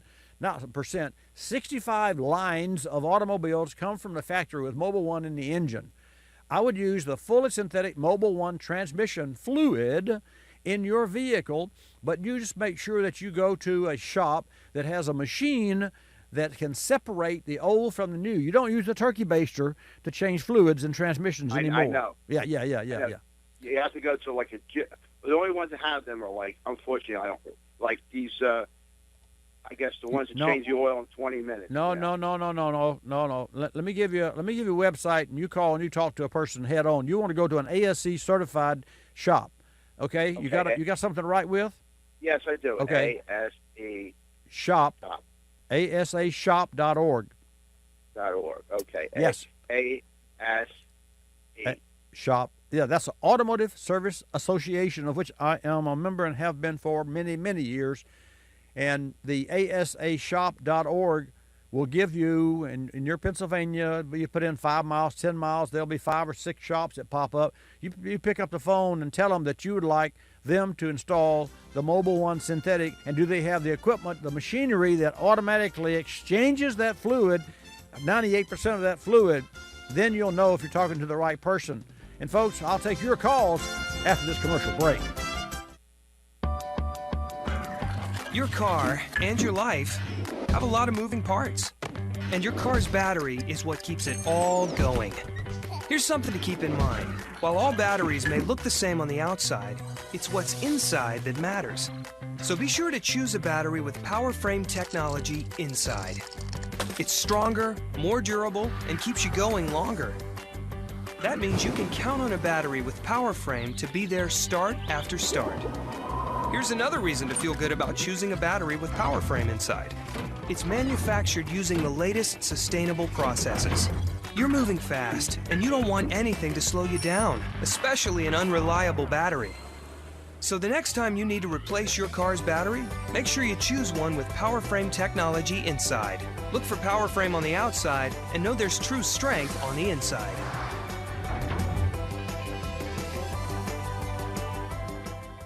I'm Bobby Likis, calling all technicians with 20 facts about ethanol. Myth is that ethanol production dramatically increases the price of corn and food. Fact is that experts from the U.S. Department of Agriculture, the World Bank, academia, non-governmental organizations, and independent consultants like Informa Economics all note that a complex and interrelated range of factors influence food prices, including supply chain costs, commodity speculation, weather, monetary policies, and oil prices. The fact remains that no statistical evidence exists demonstrating a significant link between ethanol, corn prices, and rising food costs. And according to the USDA, American farmers receive just 12.6 cents of every dollar spent on food. I'm Bobby Likis with 20 facts about ethanol. Brought to you by the Renewable Fuels Association. Drive to ethanolrfa.org.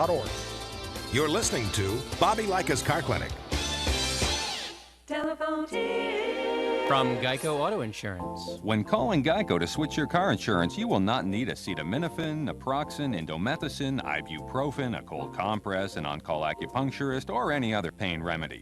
In 15 minutes, you could save 15% or more. If it were any more painless, you could do it in your sleep, which is theoretically possible since we offer complete 24-hour service. Call 1-800-947-AUTO, 1-800-947-AUTO. Geico Direct, the sensible alternative. Some original thinking by Starbucks barista Frank Botex. What I love most is getting customers to smile in the morning. Starbucks is just a place to come and relax, to kick your feet back. I mean, it's a second home. Starbucks is now in a grocery store, and what better way to just become your own personal barista at home? You go to the grocery store, pick up some coffee, take it home, let the aroma take over your body. Your favorite Starbucks coffee, at grocery, at home, at last.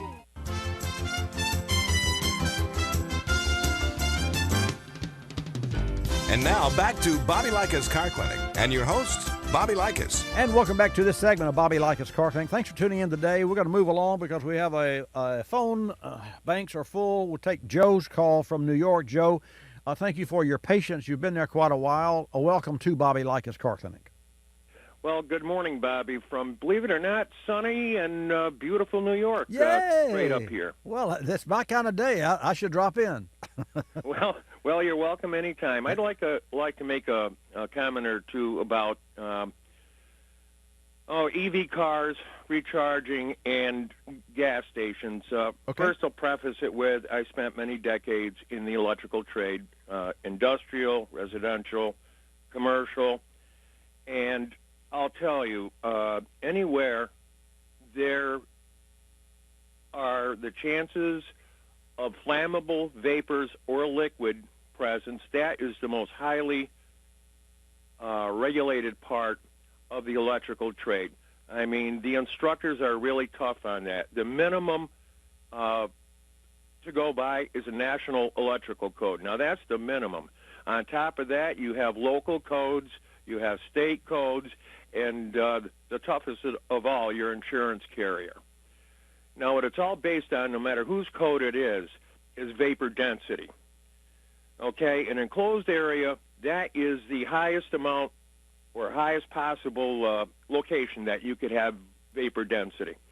Okay, I'll bet you I could go out into your shop right now, and any outlets on the perimeter walls, the bottom of that outlet will be no closer to the floor than 18 inches and preferably higher. Okay, and I'll bet you in your service bays, most of your electrical power is provided from the top. That's correct. Now, that's because vapor density on drop cords, all right. Now, vapor density, it has many factors affecting it. Air exchange, temperature, flash points of the gas, you name it. And everything they have in common to that is location to the floor. Okay, that being said, we now go outside. We now have a gas island, and we have an electrical island for charging your car. Okay. Well, at the gas island and the electrical island, you're outside. All right, there's natural air circulation. There's plenty of room for those vapors to spread out.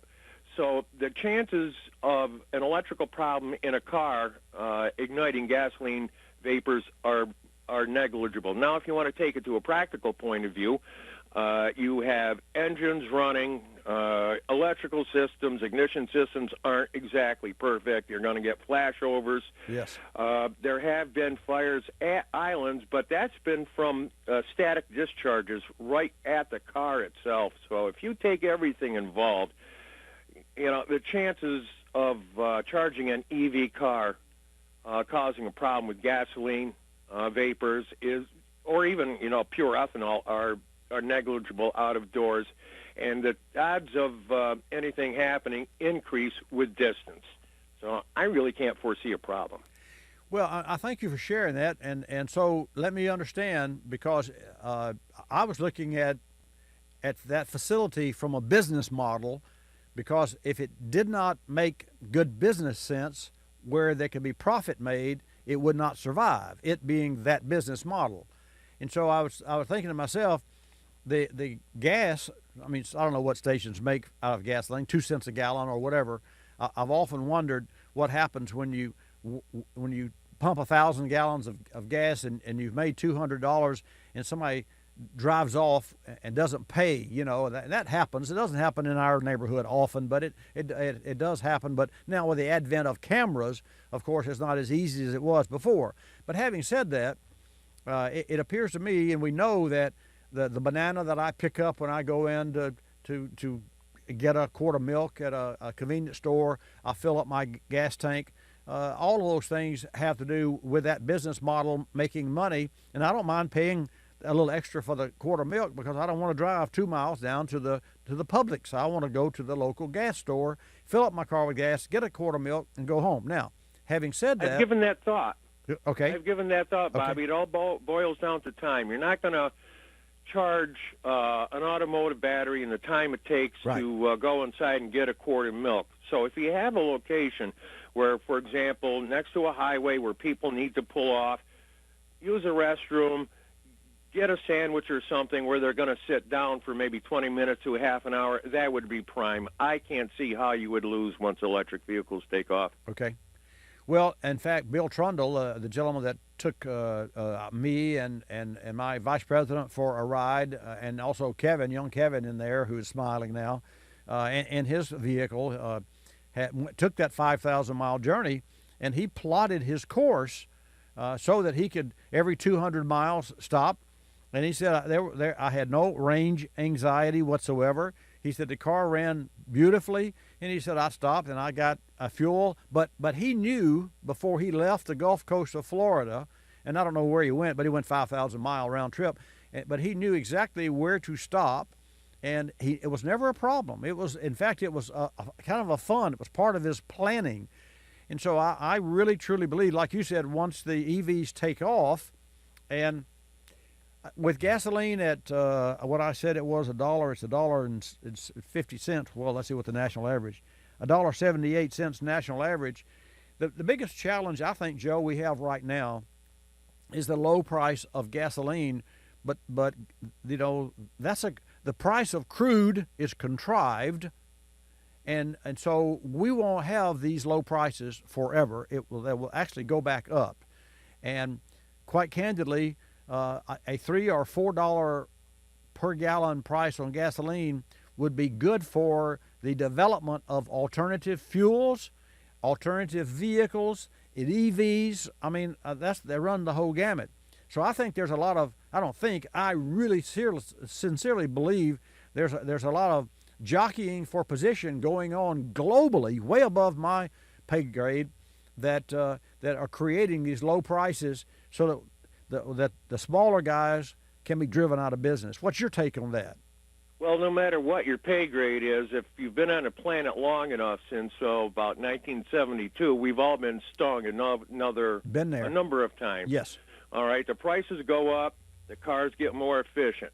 Okay, so they drop the prices. Now you've got muscle cars back on the road, and the cycle's gone back and forth. SUVs, exactly. you name it. Right. So those of us who've been around on the planet are the ones who are going to be buying electric cars. Okay, young kids, 19, 20, and such, aren't going to be buying them simply because they don't know. So the ones who have been bitten before are the ones who know. I mean, the party's going to be over sooner or later. Okay, the market can only bear it so long. They're losing money. So development on EV cars aren't going to stop. If I could afford one right now, I'd have two. You know, they're great, and gas prices aren't really going to affect development and the market. Now, I think I forgot where that that they're standing in line to buy these things. Well, I know that they're standing in line to wait on Tesla to put out the $35,000 or $50,000 EV, and yeah, I mean, I know there are people right here on the Gulf Coast, and this is not a rural community. It's not like like we're in Manhattan, where you don't drive your own cars, and you have this city driving that's all city. Ours is sort of spread out. It's neither city nor rural. Actually, you can 35 minutes to get you across town easily. So we could buy in our city. I believe people are buying what they want, and not what is facilitated or needs by is chosen by their needs. But anyway, this is good thought, good dialogue, and I really appreciate your comments, and I thank you so much. And it's always great to hear from you, and glad your weather's cooperating today. Happy sunny Saturday. Okay, Bobby, but I'll trade mine for yours any day. Okay, all right. Take care, Joe. Bye. We'll take another call from Gerald. Gerald, welcome to Bobby Likis Car Clinic. And Gerald's been waiting a while, so we appreciate. Oh, here I am. I'm yeah, sorry, there you go. That's okay. Yeah. I knew you. You said Cheryl. No, I said Gerald. Okay, that's me. Okay. I could call you Cheryl. Question. I could call you Sue. I know that song too. Yeah, I know it. I'm a good old boy from Florida. So anyway, here's my question. Okay. I have a 2014 Avalon with 15,000 miles. Okay. And I want to put in a K&N filter. However, according to the internet, I would have to change the airbox and an extension, and it will be a completely new system. Now, is it worthwhile? Also, it says that some intake systems are not legal for sale or use in any pollution-controlled motor vehicle in California or states adopting California emissions procedures. Now, I live in Florida, so Gerald, that doesn't pertain. I believe that you are looking at the wrong item, the wrong product. They make cold intake tubes or cold intake air assemblies that add horsepower, and then they also make replacement air filters where you simply open your existing air filter box and you insert whatever aftermarket brand you want to put in to that box and close the box. And so I just cannot imagine with a 2014 Avalon that's a standalone vehicle that there's not a drop-in air filter that will replace the factory air filter with no other modifications. I do not believe that. I think you're misinformed, or I think you're looking at the wrong item. I was looking at a picture on the internet. Well, you got to go to the website. Okay, I get you. Yeah, go. You know, the internet. You know, someone's posted this and someone's posted that. You want to go to the manufacturer of the particular product, and you want to look at your car and see what the part number is for your car, and then you want to call a local area for you. You call O'Reilly Auto Parts. In fact, that's easy. You just call O'Reilly Auto Parts and tell them, I've got a 2014 Avalon Toyota. What's the right K&N filter for my Toyota? It's that simple. You got it? Can you really wash them? Yeah, sure. Oh yeah. Yeah, they're lifetime.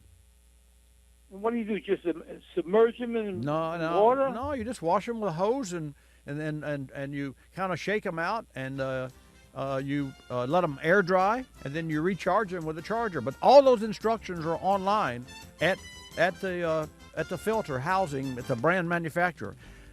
Got to take a break, folks. Don't touch the dial. I'll be back with more calls. In the service bay this week, a 2002 Buick Century with intermittent misfire and stumble under load. The customer's already changed plugs and ignition coils along with fuel injectors and intake gaskets, but has the same problem. Our diagnosis? Heavy carbon deposits on the intake valve, causing fuel starvation and uneven power contribution from different cylinders. Carbon acts like a sponge, absorbing fuel and causing uneven fuel distribution and uneven power. The fix? New Fuel Pro Complete from Motor Medic. It works on both GDI and PFI engines. That's direct injection or port fuel injection. Dealerships charge upwards of $100 for this service, but Fuel Pro Complete from Motor Medic costs a fraction of that. And it treats both the air intake and the fuel system, and it's easy to use. You don't have to disassemble air intakes or worry about harming sensors. Visit FuelProComplete.com for more information, including a demo video and port locator with a list of vehicle makes and models. You're listening to Bobby Likis Car Clinic. You can call them used. You can call them previously driven. You can call them anything you want. The point is somebody, maybe even a dozen somebodies, owned the car before you did. And before you put down your hard-earned dollars for the car, you deserve to know exactly where it's been. Get a vehicle history report from Carfax.com. They'll give you the real history of any used car. Visit CARFAX.com or ask your dealer for a Carfax report. Don't buy a used car without Carfax. I, Dennis Walker, pledge allegiance to the roof. I know it'll be clean. I know it will be comfortable. And I know that if the phone rings when I'm in the shower, I can just let it ring. For I have voicemail. Red Roof Inn, one room, under budget, with free cable and local calls for all. 98% of Red Roof guests are so satisfied with their visit, they plan to come back. Now that's not just loyalty, that's allegiance. For reservations, call 800-RED-ROOF. We're a land of cynics. We don't believe anything anymore. You know why? Because we've been told we've won $1 million, that it's new and improved, that it slices and dices, that our favorite singer is still alive, that we'll be prosecuted if we cut off the tags, and of course that everything is backed with a 100% money-back guarantee. So when we hear the words customer service, we don't believe it. Travelocity isn't surprised if you're a little skeptical when they say they have excellent customer service, and that there's actually a pleasant face behind this website, a living, breathing person with a supercharged computer full of answers. Someone who's willing to help when you get lost, and most of all, someone that will actually pick up the phone when you call with a question or a concern. Customer service is just another example of how Travelocity puts you in control of travel. Chances are you'll never have to use it, but it's good to know it'll be there if you need it. Travelocity.com. Go virtually anywhere.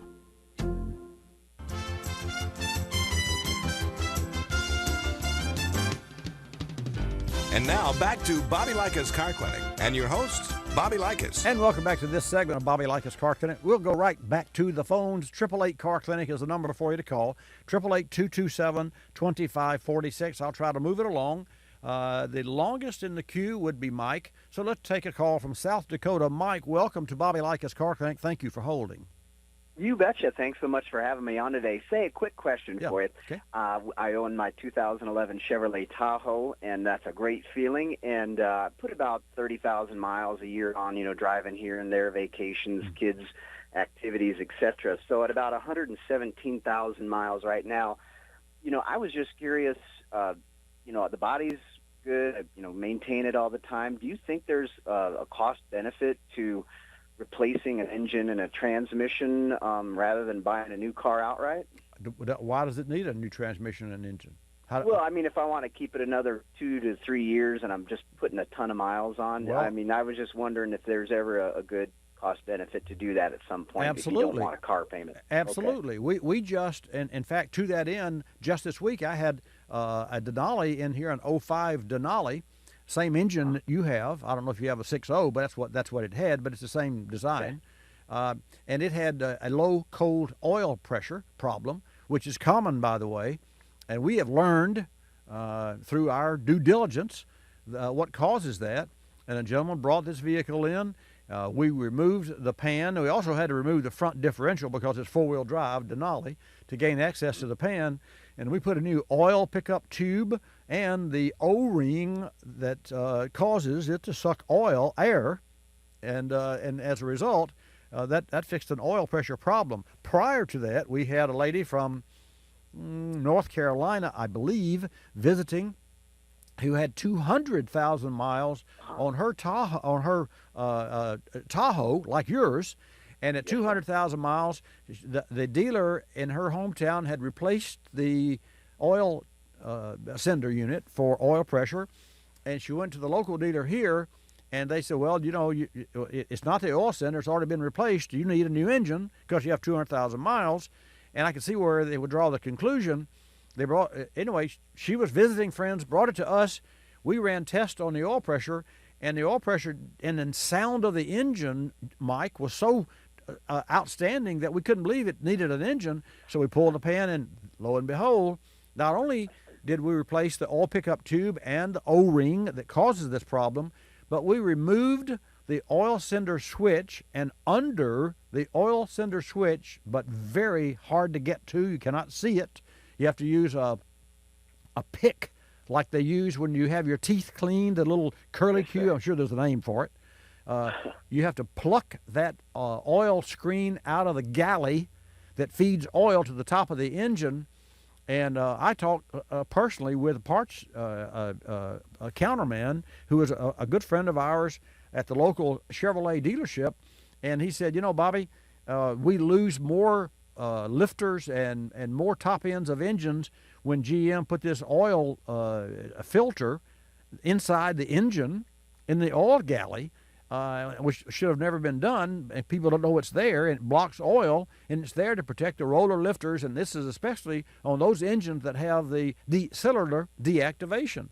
So having said that, if anyone out there is listening and you have a V8, 04, 5, 6, or 7 Tahoe or Denali or a GMC or Chevrolet, you need this service performed. And Mike, when your oil pressure comes up on your Tahoe, cold, does it always immediately come up, or does the engine run and all of a sudden, boom, the oil pressure jumps up? That ever happen? Well, no, sir. I Okay. guess I haven't really monitored that. I mean, I've been driving for a while. It's just a shade under 40 right now that I Right. see on it. Right. So no, I wouldn't say. Like I said, I love not having a car payment. If I need to save some money for some major repairs, I wondered if 5,000 to 7,000 would do it. But sounds like there's other things I should look for before I jump right in. Absolutely, maybe at 100,000. Okay. Okay. Yeah. Great. Yeah. Don't.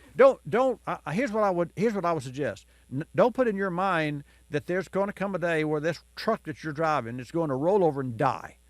Instead, and in other words, and I'm going to be faced with doomsday. Instead, do an annual inspection on the vehicle, stay in tune with the vehicle so that you know and your technician knows, and stay with the same technician so that he or she learns your vehicle as well. And then when all of a sudden the vehicle starts to stay in my garage or their garage more than it does in yours, then you say, let's talk about this. You'd be really surprised at how often Brendan, my general manager, and I tell folks, don't spend the money on this vehicle. It's got to go. We did it this week with one of our great customers. Hadn't been in since July of last year. And, I mean, it needed first place, the fans broke and stuck into the radiator. And so, it was vibrating. I mean, it was not rocket science. Plus, he brought it in because the transmission didn't shift, not because there was something wrong with the transmission, but because the motor didn't have any power. So it needed a catalytic converter that we figured was stopped up. At least it had to do some testing. He needed a radiator that we saw after we got the fans off, and then the water pump's leaking. So here we've got a radiator fan assembly, dual fans, a radiator assembly, a water pump assembly, and a catalytic converter assembly. So he's going to be $2,000. And he said, what would you do? I said, I think it's time for you to stop this. We took the radiator fans back out, put them back in the box, put his back in, and said, go look at a used car. He said, my wife and I did that yesterday. Okay. All right. Oh, this has been great. I sure do appreciate it. I appreciate you. Have a nice day now. Thank you. Great questions. We'll take a next one up. Who's the next one up? Richard. Richard with a 2003 Corvette. Richard, welcome to Bobby Likis Car Clinic. Hey, Bobby. Thanks for taking my call. My pleasure, sir. The clutch it went down, and I was driving it, and it's leaking fluid. Right. And I'm told you got to take the whole thing out, 9 hours of labor and the whole work to stop the leak. Well, it's like my Viper. The slave cylinder that is located, I presume, with yours, if it's inside the bell housing. So you have to pull the transmission because it pushes straight forward on the fingers of the pressure plate. So when you depress the master cylinder, which is your left foot, that pushes fluid down a line that goes into the transmission. If your car is designed that way, and I presume that it is. Is it a 6-speed? Yes. Yeah, Z06 is Z06. Yeah, it's a Tremac. Yeah, so yes, sir, that's correct. You just replace the cylinder. I did that with my Viper, and it happened one cold morning. And it wasn't miles. It only had 20,000 at that time. It's got 31,000 now, but it's an 01 model. Well, mine's got 15,000, so I don't drive it's just age. Feels dry, yeah, right? There's nothing you could do to have stopped that. That's age. Just pull it, bite the bullet, and get someone that's familiar with it so that you don't cause more problems. And someone delicate, someone that cares, and take that transmission out and replace that slave cylinder, bleed the system. Now, had you bled the system religiously every 2 years, you may have saved the seals in that slave cylinder, but I won't say that because I don't know that. There's no additive that might help. No. You got to pull it. Got to pull it. Yeah, just get someone who's done that. We did that on mine. It's the same. It's a hourly job, but I don't know that it's 9 hours, but it sounds like a lot of hours to me. But anyway. Yeah, well, that's what I was told. I don't know. 6, 9, and the whole 9 yards. So okay. Well, maybe for all it had to be done. Hey, thanks for your call, and I'm glad you reached out to me. I appreciate it. You mentioned tires because you're always, I forget which you push in general now. Yeah. For my Vet, they're 13 years old, and my Porsche is 13 years Time old. to What go. do you recommend? Michelin Pilot Sports.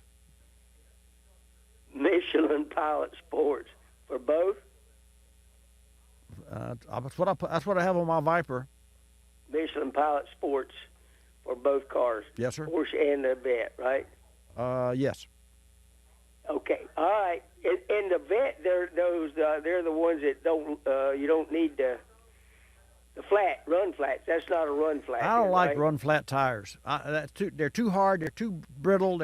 I'm over that. They're not necessary. Tires I got are real you. great. I agree with you 100%. Too much. Thank you, Mission. Hey man, I got to go. I thank you for your call, Richard. Appreciate you. We'll take another call. Now it is true that I do run General tires on my Toyota, but there are specific tires that I run on a Porsche and my Viper, and those particular tires are the Michelin tire, the Pilot S, because it works well on that vehicle. So just because I have a sponsor that pays me to say sponsor B doesn't mean that I won't talk about another tire, because this is my show, and I run my show according to what my experience gives me. And Michelin makes a good tire. I've actually flown to Quebec and tested Michelin tires, and they make great tires.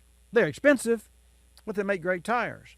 But you can always go to, there's another company, Tire Rack, and compare. And I'll use Tire Rack because they have a lot of consumers that report, and then I'll choose after I'm at Tire Rack, not necessarily that I buy from Tire Rack, but I'll choose from there. Okay, take another call. Who's up next? Tom from Missouri. Welcome to Bobby Likis Car Clinic. Well, hello, Bobby. How you doing? Fine, sir. This is Tom from Farmington, Missouri. I just had a question about tires, and you got onto it. My Colorado, I don't know. I bought a set of tires last year, or 2 years ago. They're supposed to be 40,000-mile tires, and I got about 20,000. And the tread depth is still good. I'll tell you what tire to put on that. I know what tire to put on that car. That's a Colorado, and in this case, you put the General Grabber HTS, because the General Grabber HTS, but don't use the HTS, use the HTS 60, because there's a 25% increase in wear against wear. So you get 25% more wear, and this is a perfect match. Good. And just a General tire. They make the tire for that car, and I'm just so glad you called. And that's exactly what I would put if that car belonged, that Chevy Colorado belonged to me. That's what the tire I put on it. And it's called the Grabber HTS 60. Make sure you get the 60. You got it?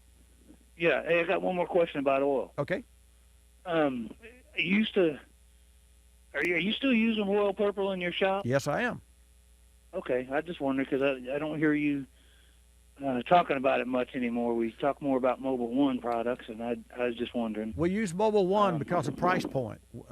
We're in a competitive market. The cost of the boutique oil that was once boutique. See, Royal Purple was purchased by Calumet. Calumet is a company in Indianapolis, Indiana. That's a petroleum-based company. And so in 2012, Calumet purchased Royal Purple. And as such, they're leading in a different direction. And the cost of Royal Purple, which I have in my car right now, but we also added to our line Mobile One, because Mobile One comes in 65 lines of new cars. So that gives us the ability to service more cars, and it gives us the ability to match the budgets of more people, more of our customers. Yeah, I was going to say it's that makes pretty sense. high. I know that. That's just it's business. Hey, thank you so much, Tom, for your call. Thank you. You're welcome, Thank sir. you. Let's take a call from Kansas. Eric, welcome to Bobby Likis Car Clinic. Hi, I've got a 1963 Minneapolis Moline Jetstar 3 tractor. Okay. And I was having starting issues. It's a carbureted tractor, 4-cylinder. Yes, sir. I took apart the carburetor, replaced plugs. It ran like a top for about 4 hours, and then it's all of a sudden started acting like it was running out of fuel, and just, I don't know if the tube between the intake manifold could have froze up or what, but I'm not sure where to go from there. Well, let me ask a question. Where's the fuel pump located? Gravity flow. Oh, really? Well, so are you getting fuel to the carburetor inlet? Yes, I pulled the drain on the carburetor, and it had full flow through the carburetor. Have you lifted the top off the carburetor to see if the jet may be stopped up with debris from the tank? Well, I just did that. I mean, before, but I haven't done it since. Well, but Since see, I cleaned whatever it, you... I guess the sediment bowl. Yes, sir. Whatever you find, Eric, in that bowl, it has to be coming from above. So you sounds to me like you've got tank problems because the carburetor is the beneficiary of the debris from your tank. So were it me, I would, because it's gravity feed, sounds easy to get to, I would get me a plastic, gasoline safe container, and I would disconnect that fuel line, and I would take a paint stir stick, I guess, for lack of a better, that's easy. I'm sure you got one around the farm there, and I'd stir that gasoline tank and agitate the inside and see what comes out. That makes sense? Yeah. Okay. Let me know how that works for you. All right. Thanks. All right. You're welcome. I'm not sure that's what he wanted to hear, but it's not a carburetor problem. The carburetor is the recipient of the problem, and the problem is debris, and that's a recipient of probably an old farm tractor. Speaking of old, the show is almost it's almost over. And Al, I wanted to get Al, but I don't have time, Al. I'm out of time.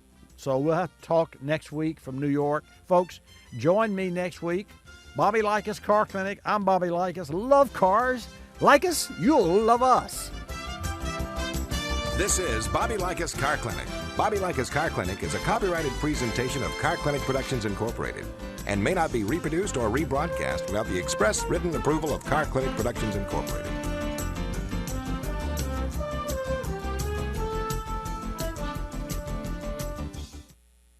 This Tire Maintenance Minute is brought to you by General Tire and its complete line of winter tires, including the Ultimax Arctic, Grabber Arctic, and Grabber Arctic LT. Visit GeneralTire.com for more. It's cold outside, and you're not the only one feeling the chill. So are your tires, because every 10-degree drop in temperature causes a 1-pound decrease in tire pressure. The difference between an 80-degree summer day and 30-degree winter evening is 50 degrees and 5 pounds of underinflation. Underinflated tires wear rapidly, decrease fuel economy, and affect safety. So if you're in mittens and haven't checked your tire pressure since your tan faded, now's the time to give your tires some fresh air, including your spare. General Tire's Ultimax Arctic has 270 degrees of multi-angle sipes and thousands of biting edges to maximize traction in any direction. The Grabber Arctic and Grabber Arctic LT feature General Tire's innovative Duragen technology. For more, visit GeneralTire.com. You're listening to Bobby Likis Car Clinic. Rosie Outfitters, I'm Tina. How can I help you? I'd like to place an order. Great. Which item? The cotton roll neck sweater, large. Okay. Periwinkle, Loden, or caramel? The caramel, please. The what? I'd like it in caramel. Oh, the caramel? Yeah, that's what I said, Tina. Actually, you said caramel when it's pronounced caramel. Can't we just call it yellow? No. Everyone knows the best part of a Milky Way. They just don't know how to say it. After all, it's our caramel. It's caramel. Ugh, that makes a Milky Way great. You start my morning, you stir in my soul.